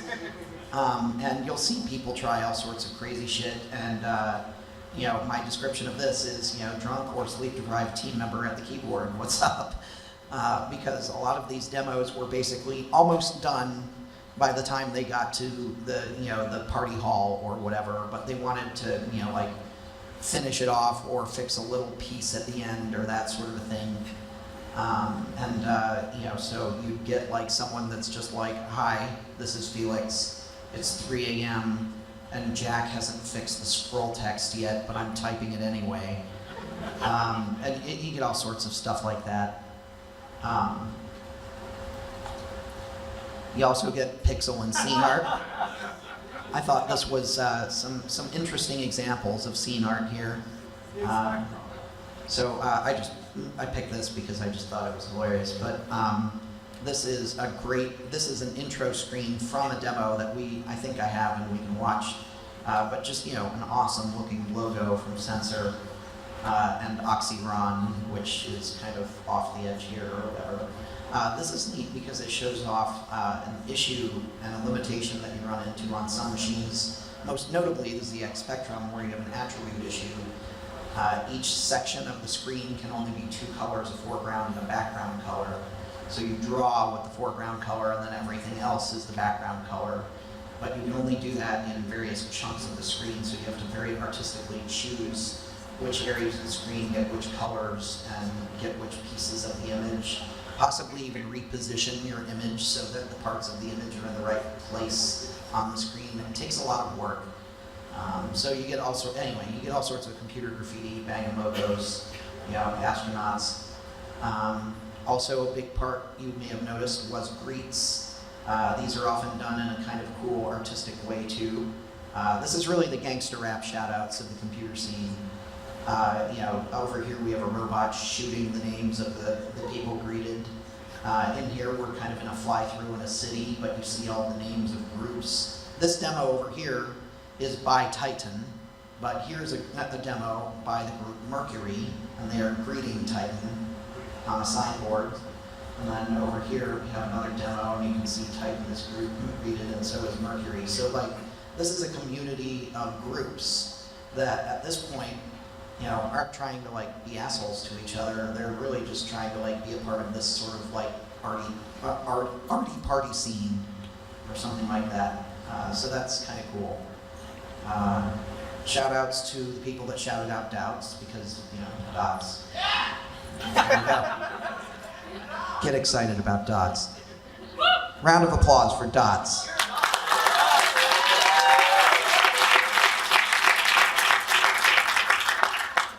Also, you can have some of that applause, dude who likes dots. We had someone who said plasma. I didn't have to explain, what plasma was. That's kind of cool. But just in case you didn't know what plasma is, it's this kind of cool plasma, flowy, pretty, whatever it is, effect. So 3D on non-3D hardware. This is kind of important, right? So here we have a DOS demo. This is actually one of the first demos I ever saw in DOS. I ran this on a 286, and it seemed to work okay. And it just rolls through all sorts of vectors and stuff. And we just had a VGA card, not even Super VGA, with 256K or 512K of RAM on the card, and we're able to do 3D because why not? Also, you can do 3D on an Atari, believe it or don't. And so we spent a lot of time playing My Spinning Cube is Better Than Your Spinning Cube, which was one of the alternate names for this panel, but I thought that the other panel title was good. So there's those. We saw a lot of tunnels, and for these, I actually have some examples. Here's one where the entire demo is a tunnel.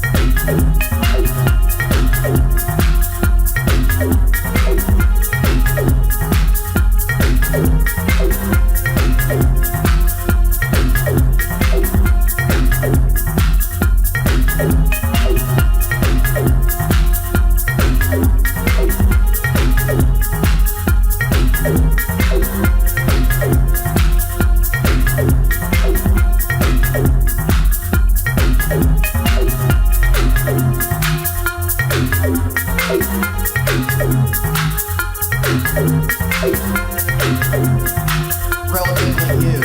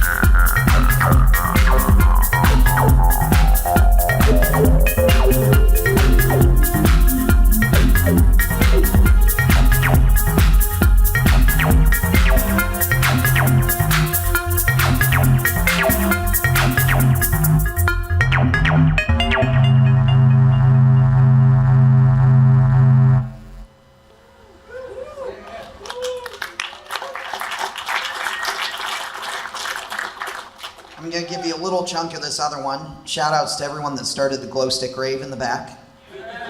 I highly approve.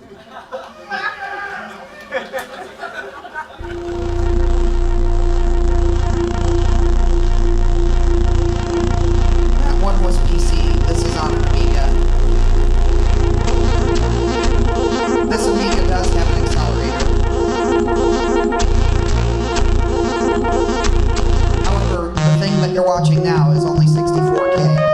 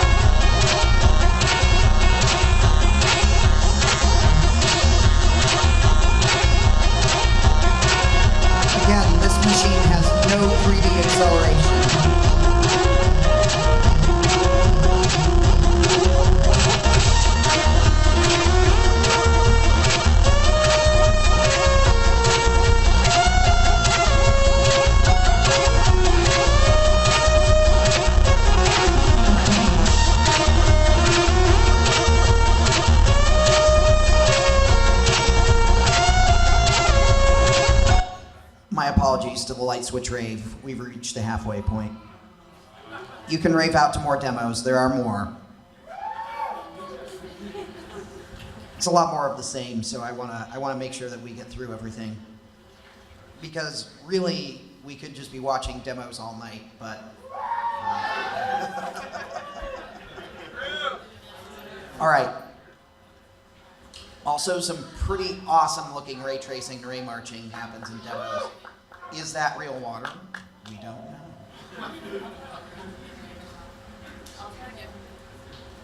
Also, while we were watching the demo, we got a shout out from someone who's watching the stream in San Francisco. So, shouts back. Everyone clap for everyone that's watching the live stream.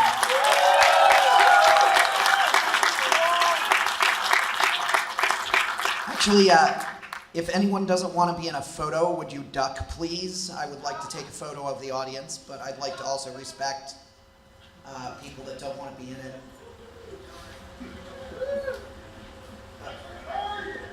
Don't fall backwards.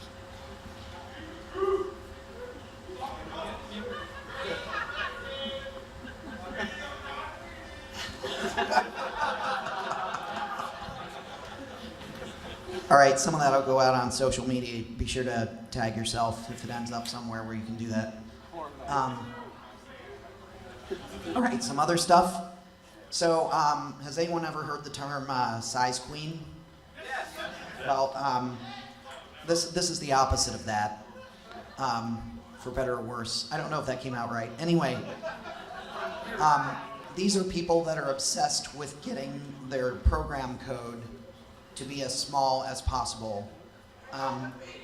The funny thing is that both of these demos I'm about to show you are actually also on limited hardware, but a lot of people are obsessed, in modern machines, we don't have limitations for CPU, we don't have limitations for RAM, we have gobs of just everything that we want. So people artificially limit themselves to something like insanely small so that they can compete against each other in another category. But just to give you an idea of how small these are both 256 bytes in size. So first I'm going to show you something by LFT. This guy, I'm actually I don't know how to put this, there's a group of people on IRC called 3LN, which stands for three-letter nicknames because LFT is 3LN, and I'm also in 3LN because my IRC nickname is 3 letters long. So this is by, actually if you saw the video that made its rounds called the Chipophone, where the guy had repurposed an old organ into a MIDI instrument and then linked it to chiptune stuff. This is the same guy. And he decided to write a Commodore 64 thing. And so imagine with 256 bytes, even if you don't know anything about coding, you know that you really can't do a lot with 256 bytes. And if you do know a lot about coding, you're wondering even more what this guy did with 256 bytes. But you know that everything is going to have to be procedural to, almost the maximum extent. And that you won't be able to do any switch ups, you won't be able to do anything original. It's just going to have to be a thing that kind of loops and does a thing. So I chose both of these because they both kind of break or go beyond that barrier. A Mind is Born has a progression switch up halfway or 2/3 of the way through. And Immediate Railways, well, you'll see in a minute.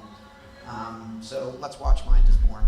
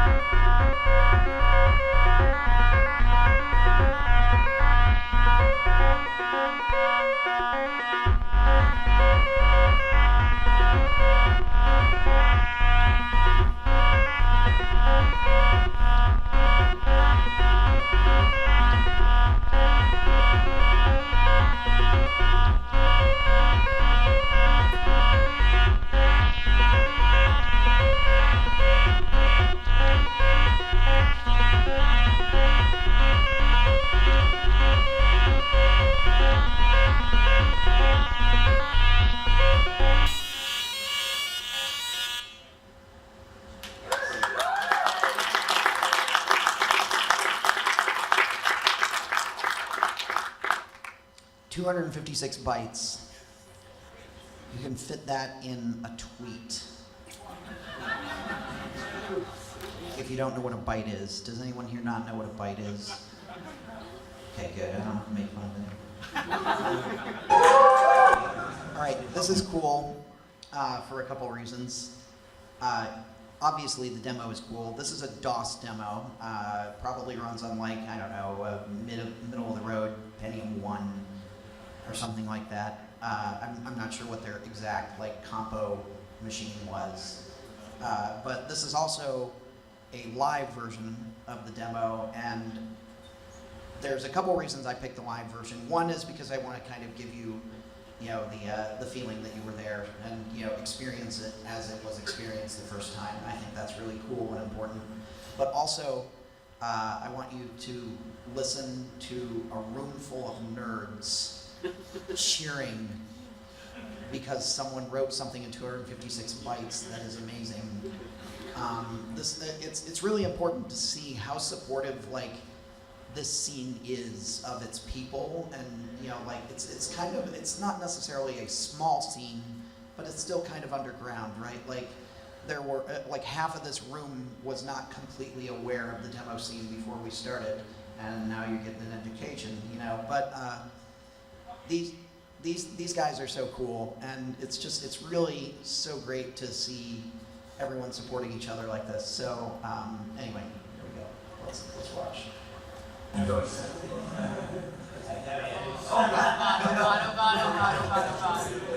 few drunk people in the audience too.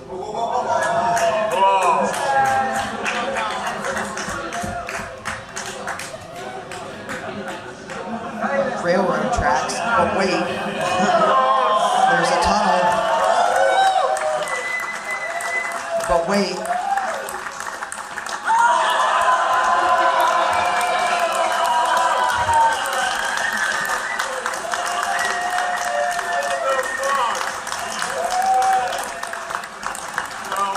And the MC comes in.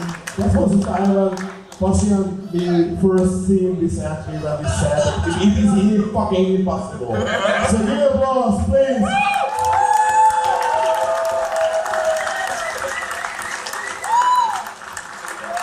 Thanks a lot.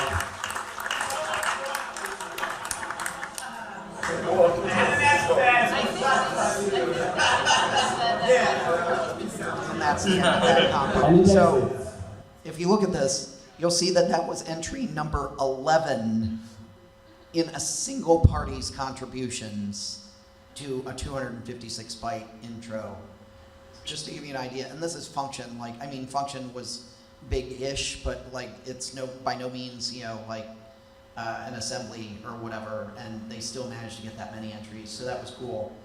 So, the thing that was important, and I just kind of let you watch and didn't say it, is it's really hard to generate original data and a whole bunch of it that changes a lot in something that small. So everyone usually gravitates towards the procedural thing, or some sort of algorithm that can modify itself or something like that.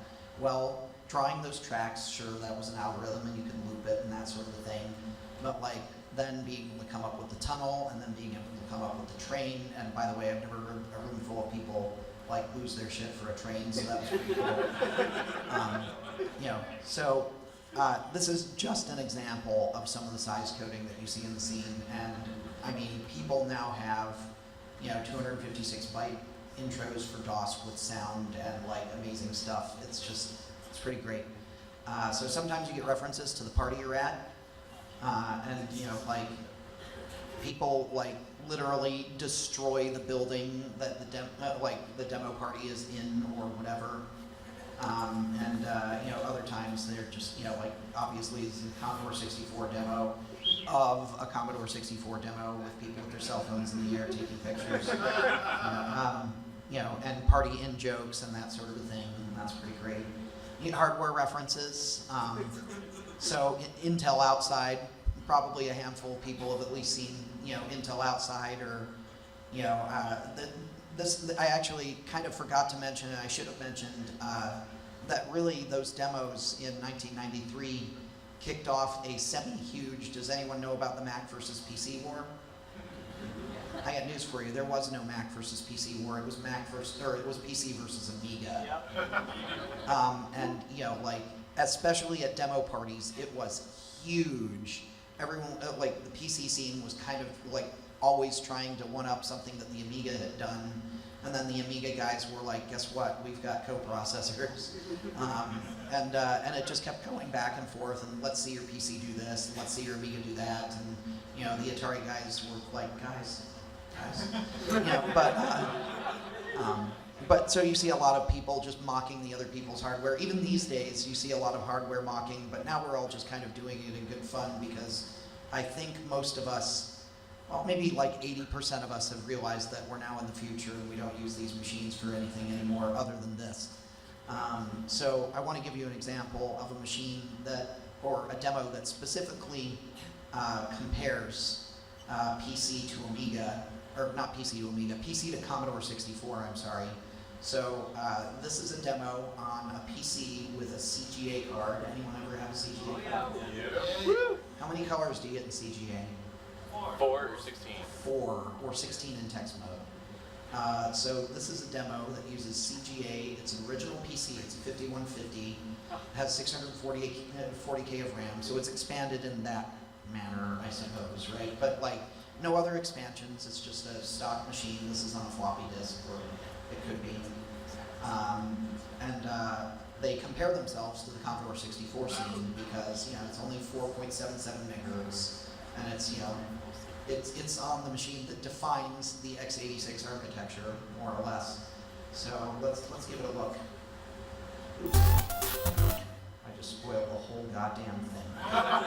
Let's try that again.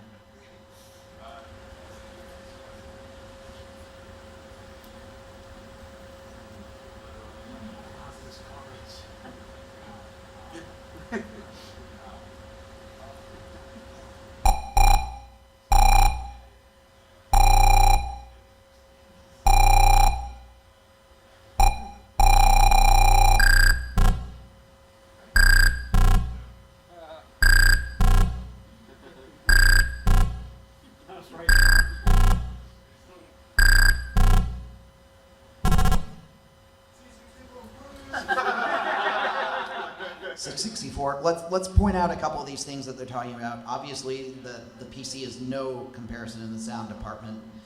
This character set thing, on a Commodore 64, you can make an A look like a stylized A in the font in memory, and it will update all of the A's on the screen or that sort of thing. You can't do that in CGA.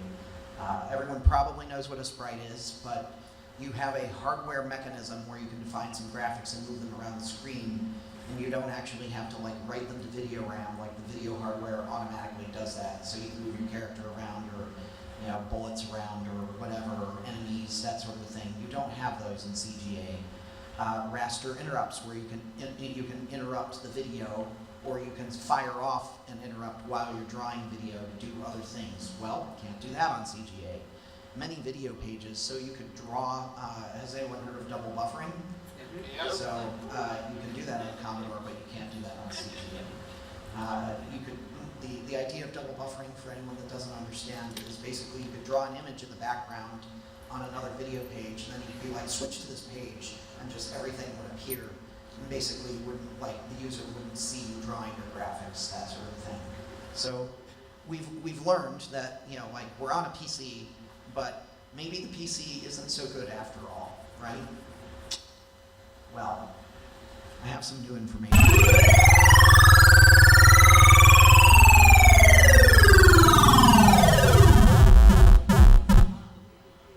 we're still on CGA.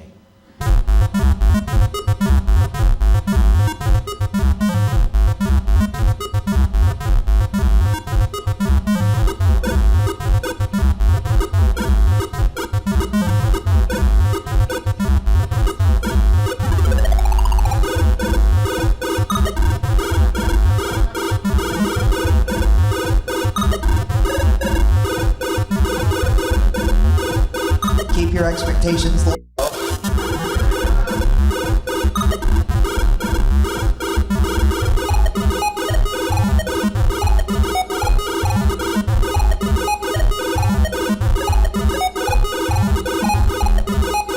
Some Demoscene poetry here.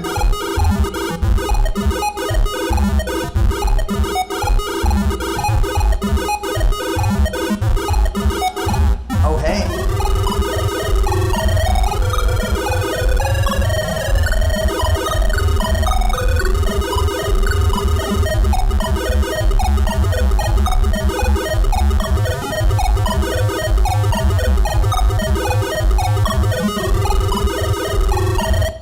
Temporary interruption. Copper is the coprocessor in the Amiga. VIC-2 is the video chip in the Commodore 64. And obviously they made a cool rhyme with it. So far not bad for 4 megahertz, huh?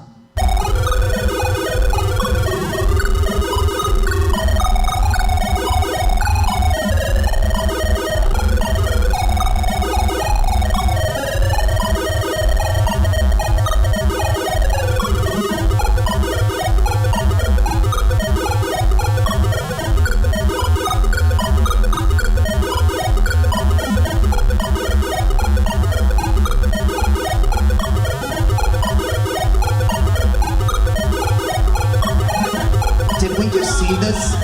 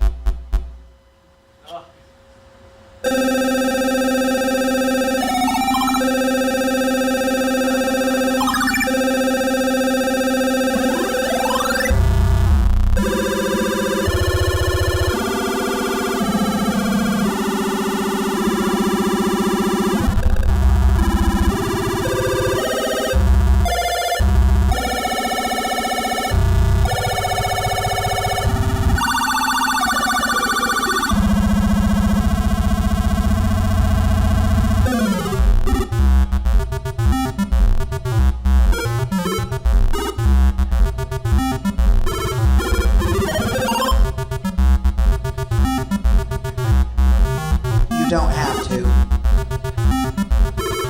Actually, I really like the transition that they do here.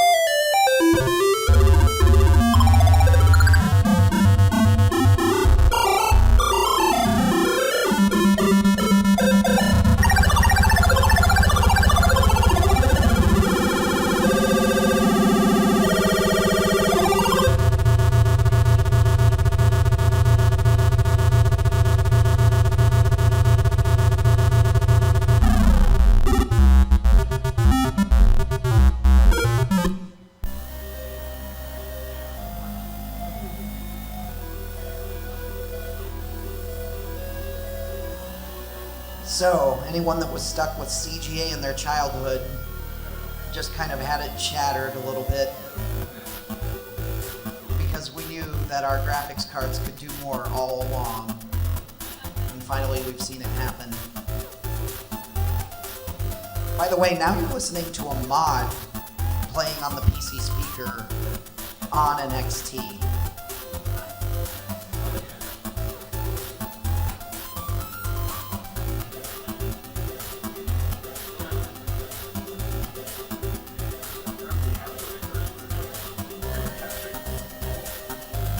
And of course, everyone has to get their greets and shouts out.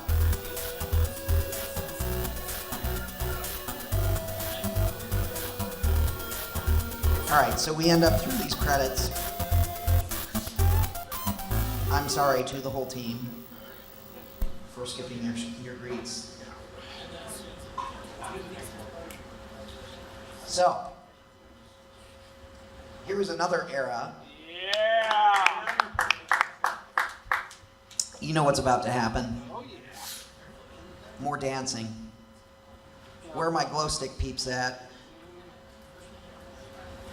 Oh no, we might have lost our glow stick peeps. Well, that's all right. We're going to just have to start another glow stick rave. So, this is for the Amiga by a group called Spaceballs. No relation.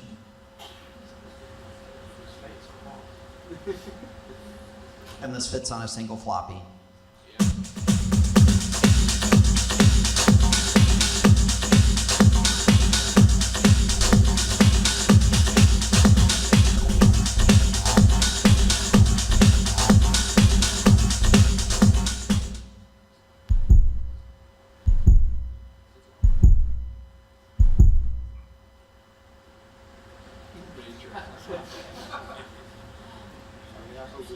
They may have stolen some names from some specific movie. I don't know.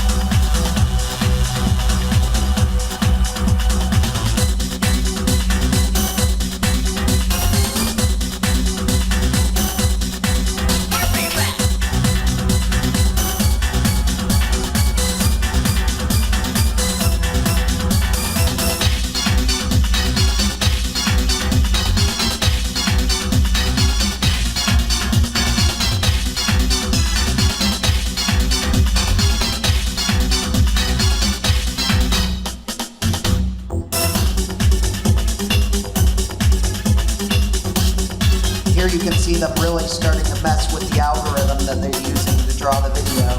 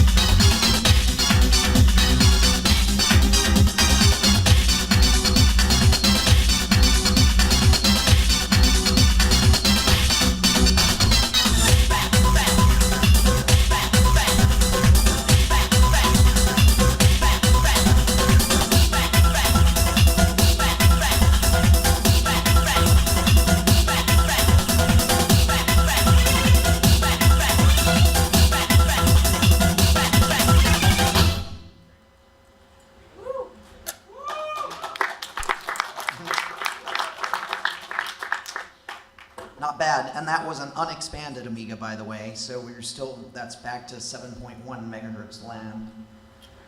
So a whole bunch of stuff happened in between that and the next demo I'm about to show you, but I want to show you where we ended up, and a demo that, honestly, when I saw it, I can't prove it because I don't know, but I feel like was maybe very heavily inspired by the demo we just watched. This is Ziphead by CNCD and Fairlight. Fairlight has been cracking games on the 64 since the beginning of time. Still around. Yeah, they're still, I mean, this demo is proof that they're still around, right? This is on a modern PC. There are no limitations. They did not even size limit themselves. But I believe what they wanted to do with this demo was try to bring the competition machine to its knees. They did not succeed, actually. So they ended up with something truly impressive, and this is a couple years old at this point. So you'll see what you can do on, you know, reasonably modern hardware, but same idea.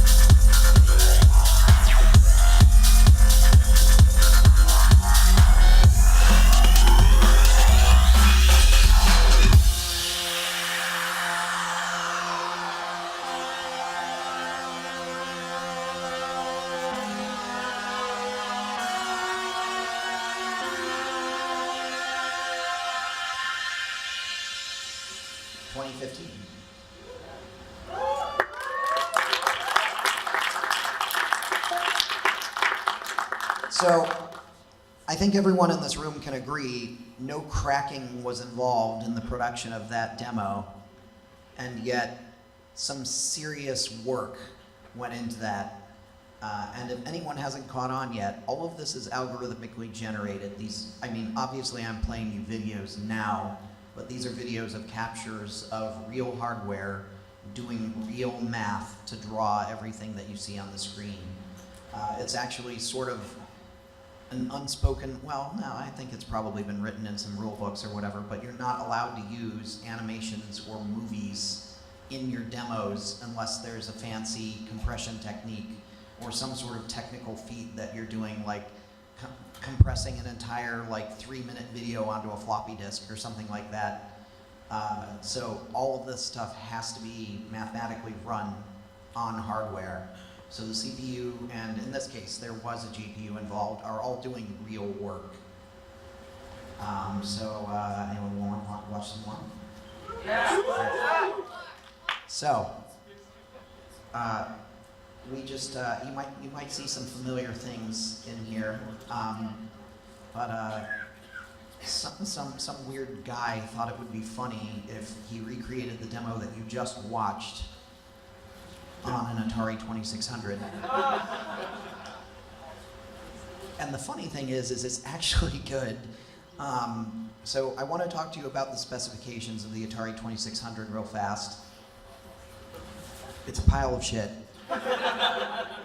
There, I'm done. No, the Atari 2600, first and foremost, who in here knows how to get video out to a monitor using something relatively new on a computer? I should see more hands than that. The video card has memory, and if you put a picture in that memory, then the video card will automatically, 60 times a second or whatever, take that image that is in memory and poop it out to the screen. So, the Atari 2600 does not have this memory. So what you're doing to draw images on the screen with an Atari 2600 is firing interrupts and telling the Atari that at this point, this point, this point, and this point, on the next line that you draw across the TV, you're going to change to this color, this color, this color, and this color. There are no interrupts on the 2600. There are no lots of things on the 2600. The amount of memory, does anyone know how much memory the Atari 2600 has? 128 bytes. There it is. Less than a text message worth of memory. And the CPU is like 1 megahertz or 1.09 or 1.07. Yeah. Well, the CPU is 1.79, but on the 2600, you have a 6507 that runs at 1.0. So, sorry. So knowing all of these things, especially the part where the 2600 is really quite the pile of shit, do you think that it would be able to do anything even remotely resembling what we just watched? No. Let's find out. Oh, and the sound chip can do 2 sounds at a time, that's it.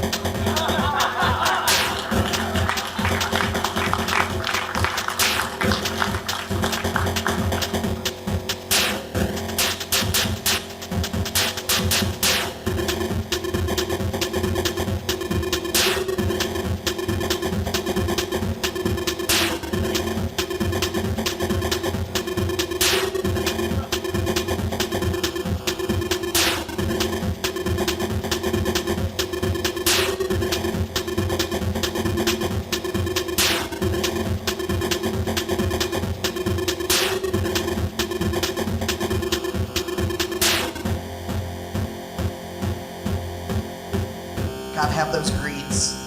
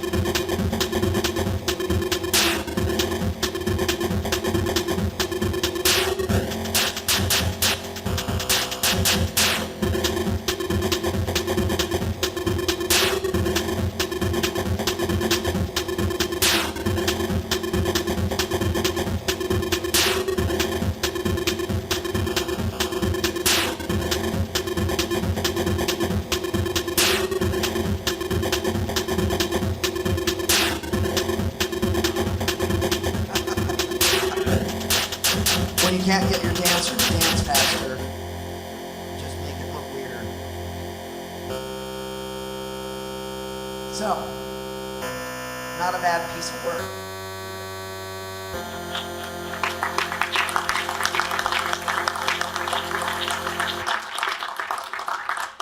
So, also in my covers section here, I have Desert Dream, which we watched, and Second Reality, which we watched, except this time they are on the 1 megahertz Commodore 64, which is conveniently 1/7 or 1/33 the speed of either of the machines they were written for. Which one do we want to watch first? How about we do room cheer type stuff? Make some noise for Desert Dream. Make some noise for Second Reality. All right, Second Reality wins it.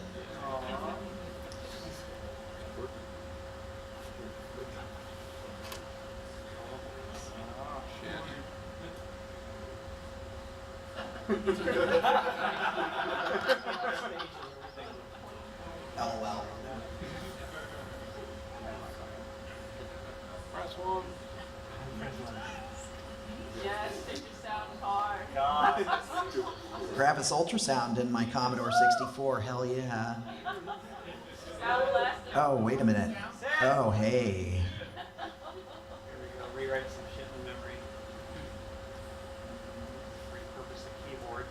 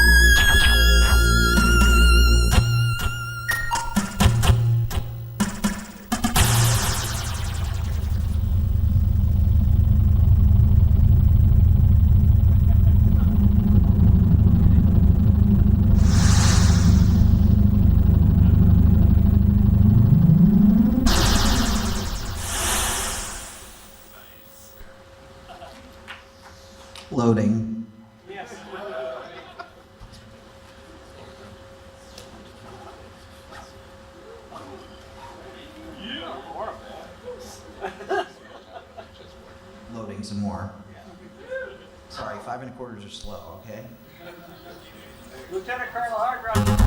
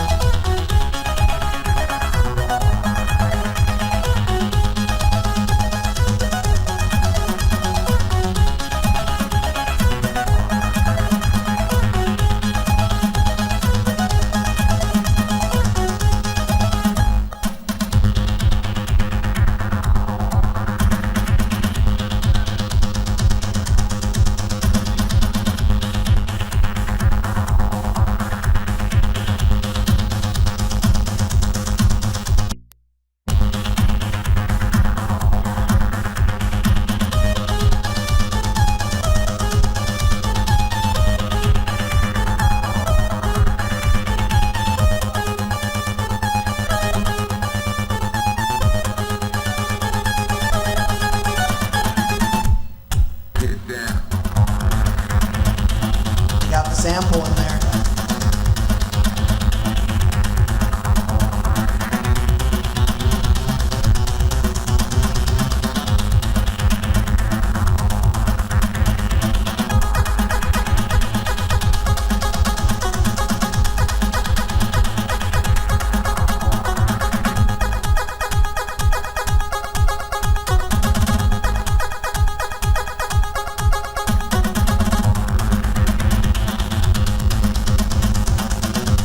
Scaled down just a little bit.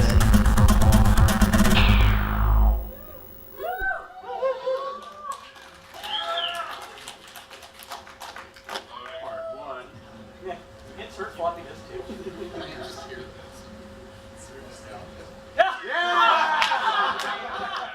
I decided not to say anything.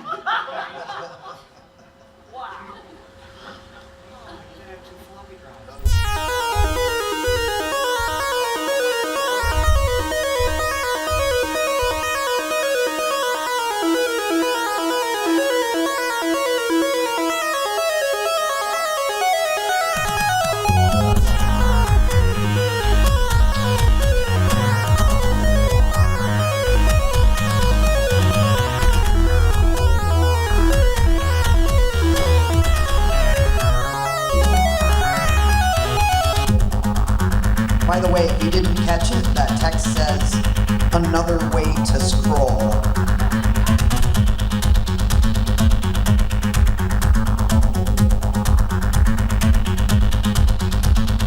I am not an atomic playboy.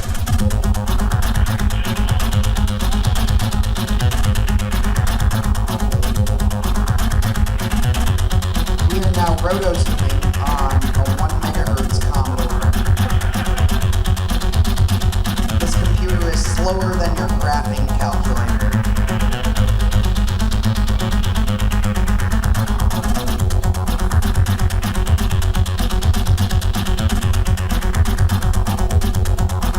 Get down.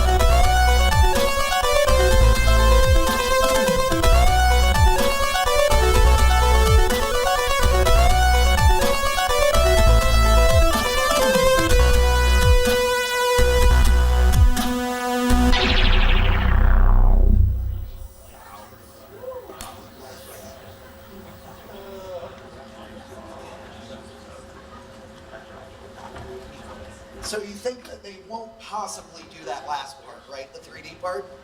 Well, they have to. Yes, sir, just 3.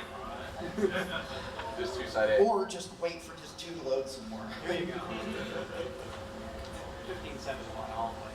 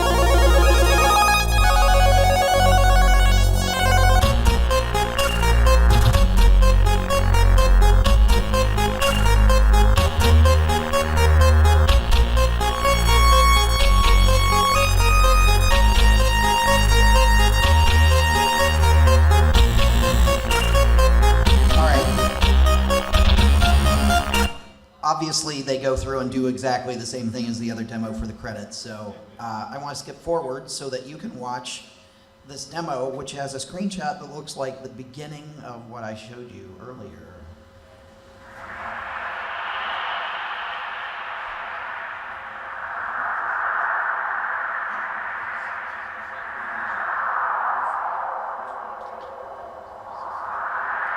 This is running on a modern machine. This is from the beginning of this decade.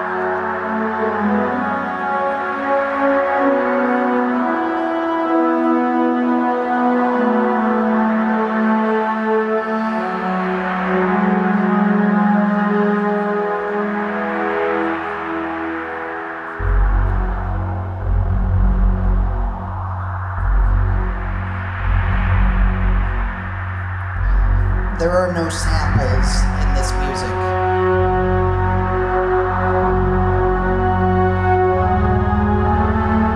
These images are not photos.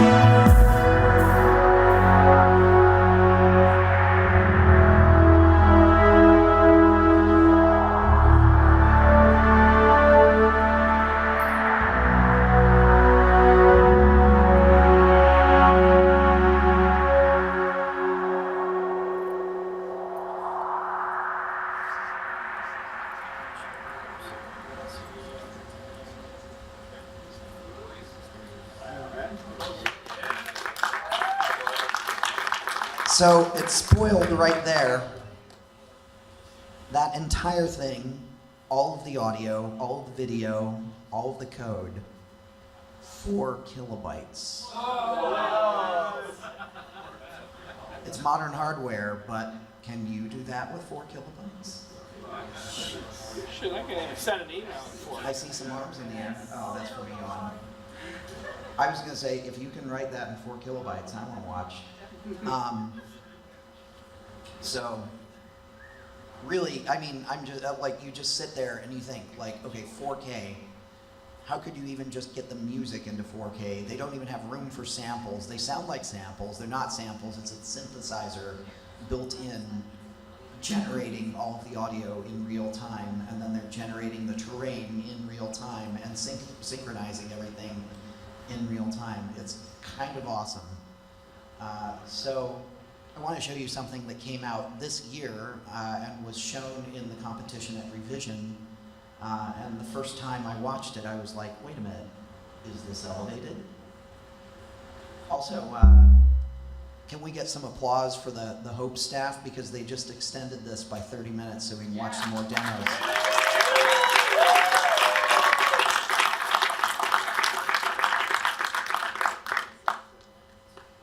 All right, this is called One of Those Days. And everyone's watching this and they're like, wait a minute, is this a remix? A remix of Elevated?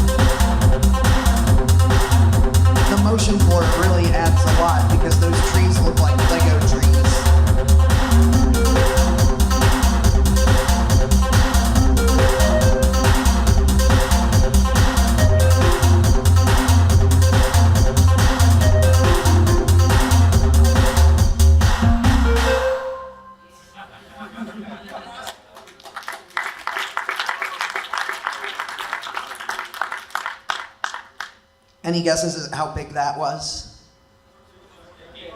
0K. You said 8K. You're right. 8 kilobytes for the whole thing. No way. Yes way. Yeah, it was all the snowman. All right. So there's also a lot of fourth wall breaking, and these are very important in my opinion because basically it's the demo coder finally communicating with his audience. I mean, you know, I'm a chip musician, right? So I want to communicate with my audience by writing a tune that like really resonates with someone, or they can like listen to the tune and kind of start to feel what I was feeling while I was writing it, or you know, like, and if I can convey my message through music, that's really important.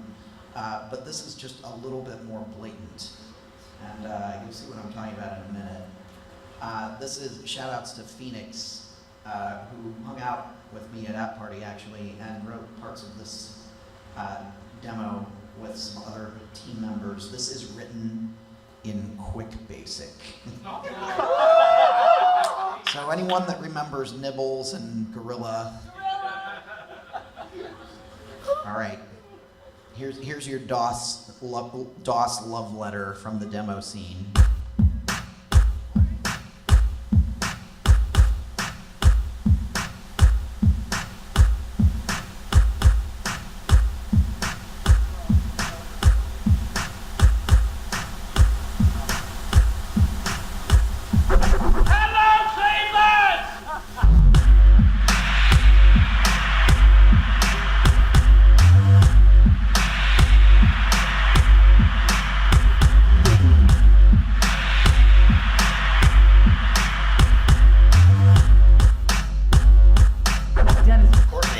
Is alive.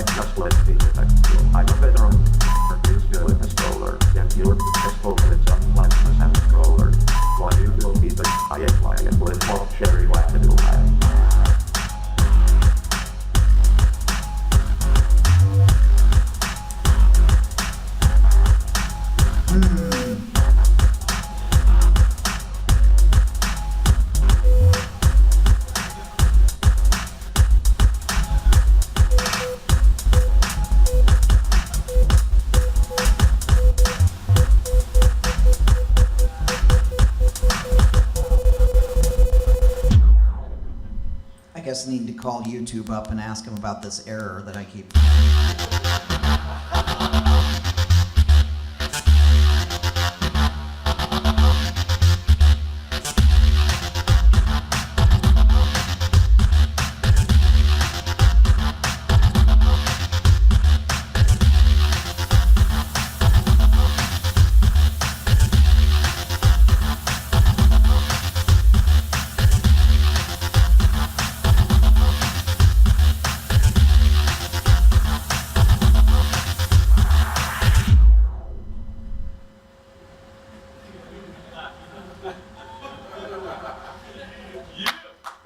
So,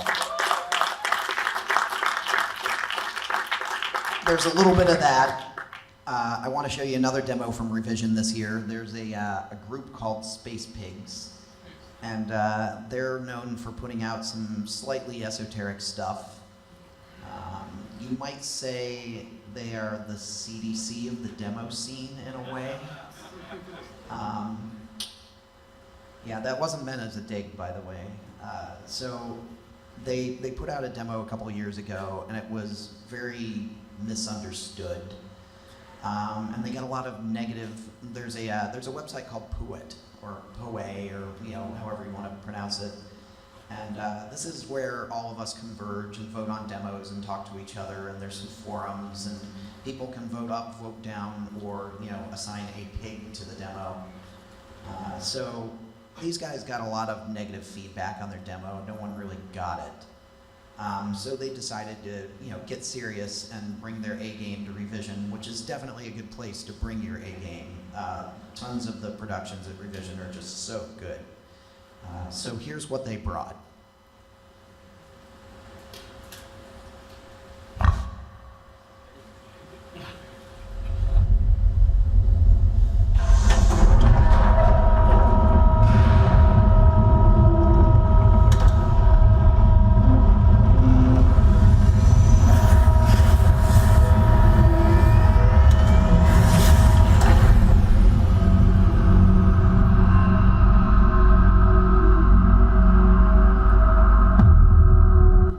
Sorry to break the mood here. Remember the live demos that we watched before, and how there was like a screen that showed the name of the demo and who wrote it and which entry number that was and that sort of a thing? All of these demos, when they're shown live, have kind of, the demo parties usually do that at almost all of the demo parties. So they also do that at Revision, just something to keep in the back of your head.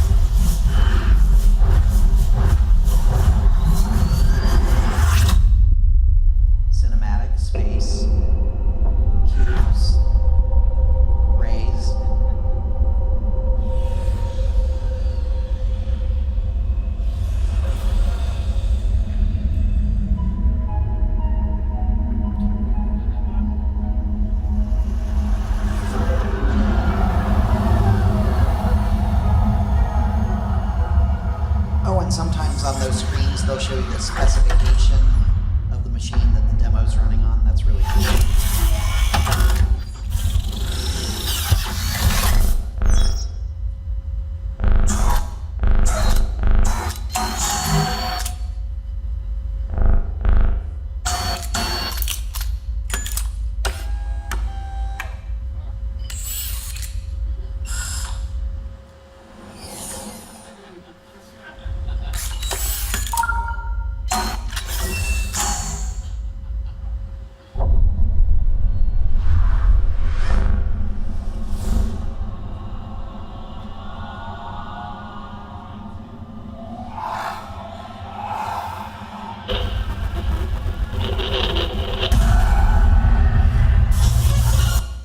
Just in case you can't see, the greets are appearing on these nameplates.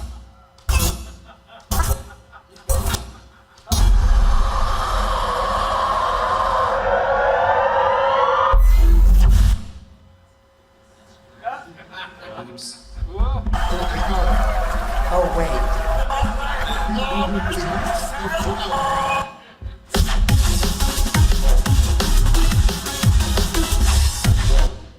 mind you, this is in the demo. So they accidentally are trolling the entire audience with the demos over, except all of these are the little transition screens from the previous demo party at Revision, except for the fact that this demo right here that they're saying that they're about to show, which by the way is almost 500K, and the platform is PC, Amiga 060, Amiga 320, Nintendo DS, and Atari VCS. How they got a demo production to run on all of that hardware at once is interesting. We started like 4 hours before the deadline. Now we totally wasted. Keep up the good spirit. We love seeing.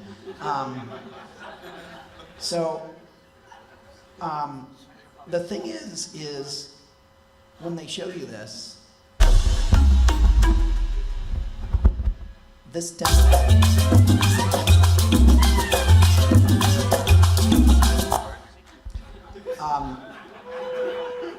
The demo that you just saw was shown earlier in the competition that this demo was entered in. What? Like literally an hour before this demo was shown in the same compo, you just saw that except less glitchy. And so everyone by now is going, what the hell is going on? And also we're wondering how you can get a 17 megabyte demo on a Pico 8 Mac OS 9 for Windows. But shout outs to Farbroush, they're a really great demo group.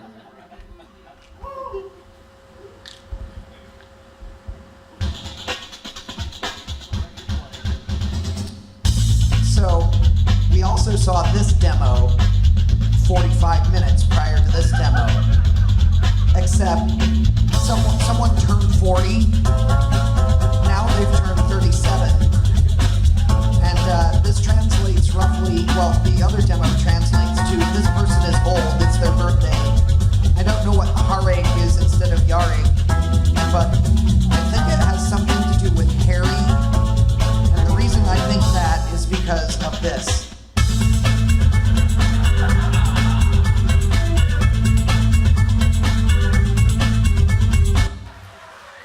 So we've successfully or accidentally. So now we have to watch a 1.5 terabyte demo on the Atari STE, Tandy, PC Junior, and PDP-1. I don't know why you need both of these machines. They're almost pretty much the same machine. If you truly love something, let it fly. I hope you're all ears. Cute.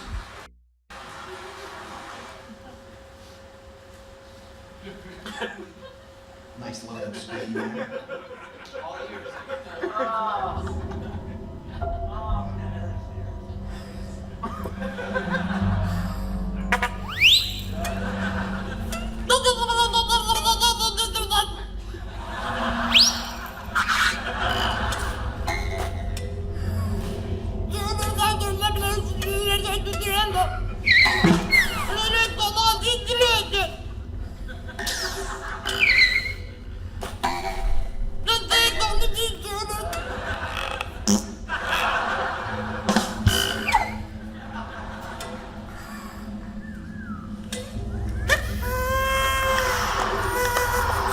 Here you see a reference to the POE voting system.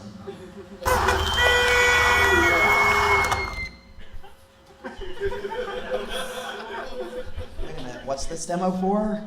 386 protected mode. 204K.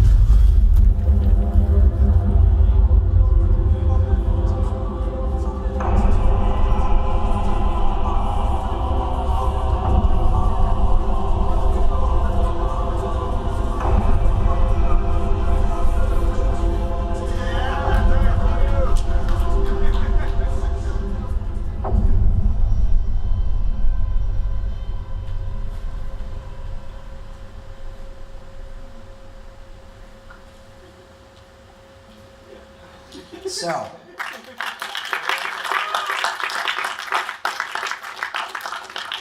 breaking the fourth wall is possible, just in case you didn't know.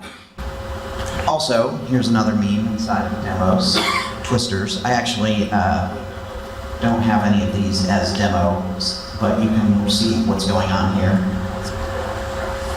And this is an empty slide. So I have some time for a bonus demo or two. I want to show you two demos for the Sega Mega Drive, otherwise known as the Genesis here in North America. One as a shout out to anyone that loves the 68,000, but also I mentioned that I was going to show some console-based stuff. Most of what we've seen so far is, with the exception of the 2600, is computer-based stuff. Don't call it 2600. Yeah, It is we what it is. can call it whatever we want. But Do you have anything by Rage 1911? I probably do. I have a whole ton of stuff. I really want to show these overdrive demos though. Oops. It's just too bad because I'm sure that will work. All right. So this is an unexpanded Sega Genesis. You can see this is by Titan and it came out in Evoque.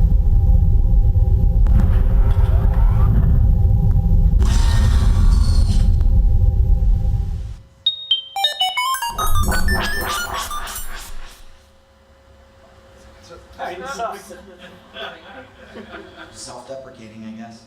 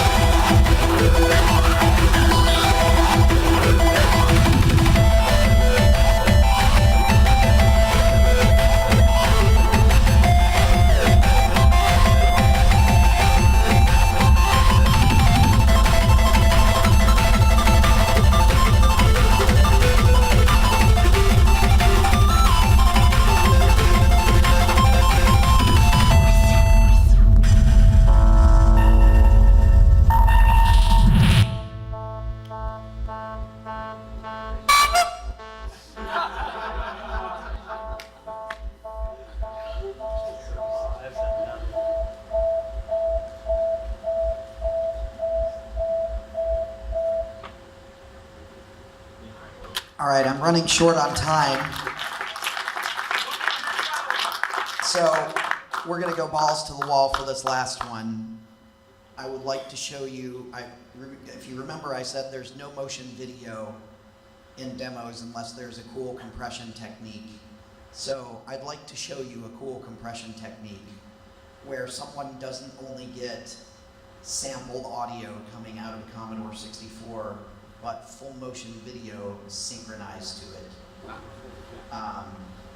And this is just, again, like all of this stuff is like mind-blowing. Leave.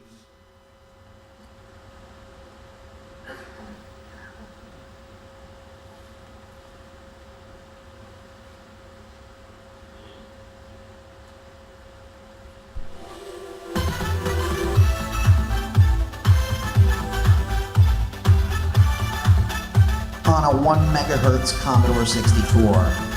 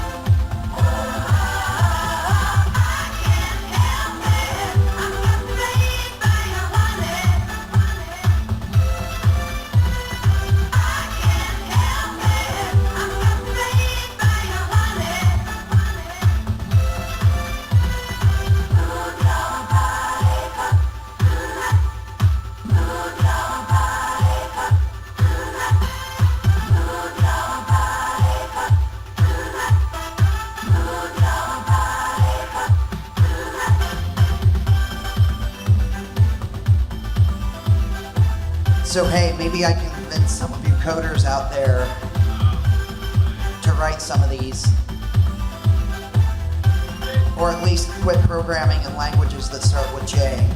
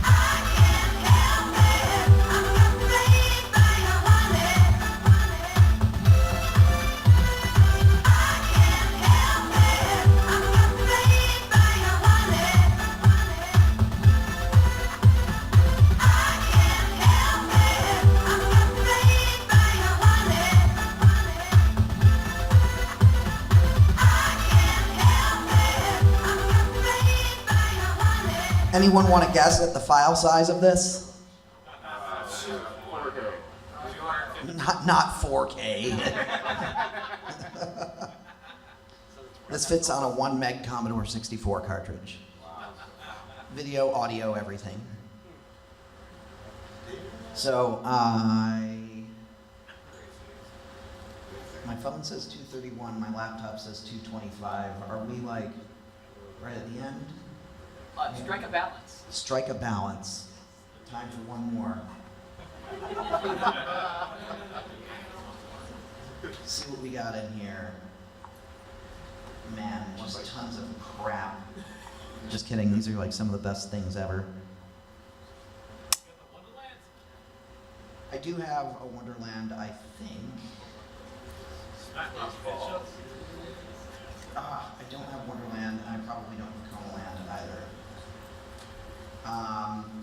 Oh, well, you know, earlier we did not watch the Desert Dream on the Commodore 64 version. You want to end with that for the night? Or should we go for... Hold on. I don't see any Apple II demos in there. Yeah, I thought I had my Apple Oregon Trail. II. There's a 2GS demo. What about the Trish 80? Actually, there are some Coco demos that are pretty good. Unfortunately. Unfortunately is probably the right answer to that. So we could watch, if you don't want to watch Desert Dream again, we could watch Overdrive 2. You want to do that? Okay. Bernie is token. Okay with me. Bernie says go.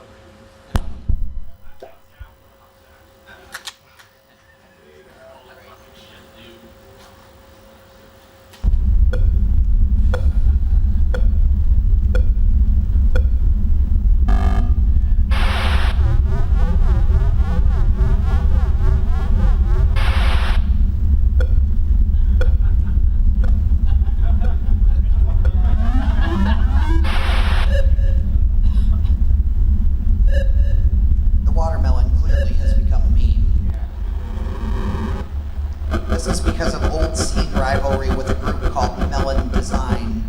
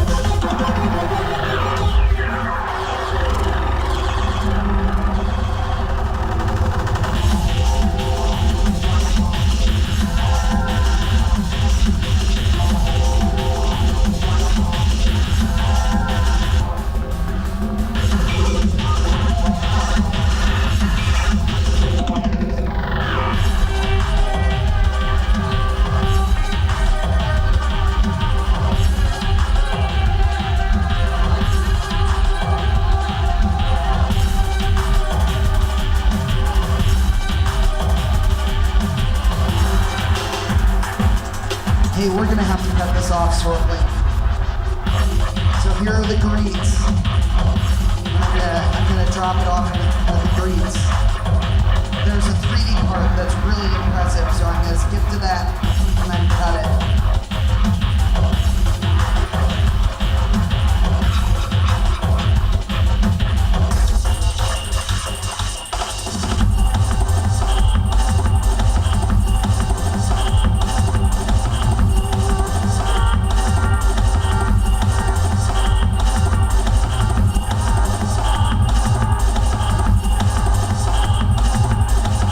Without any CPU acceleration on the Sega Genesis.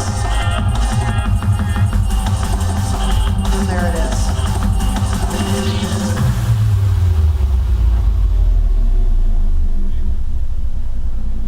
The end of Overdrive 2.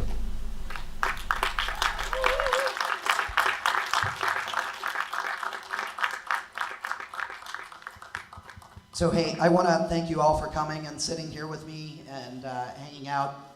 I have some cards and some demo flyers and stuff you can grab from me if you want to learn more about the scene or more about chiptunes or whatever. We are the last thing in this room tonight, so they're going to lock the doors after you get out of here. If you can please pick up a piece of trash on the way out or something and help clean things up, that would be awesome, and it would keep the hotel and the staff happy. So Yeah, please pick up your trash. Inverse phase. Do we want to make this a regular thing at Hope from now on? All right. Thank you.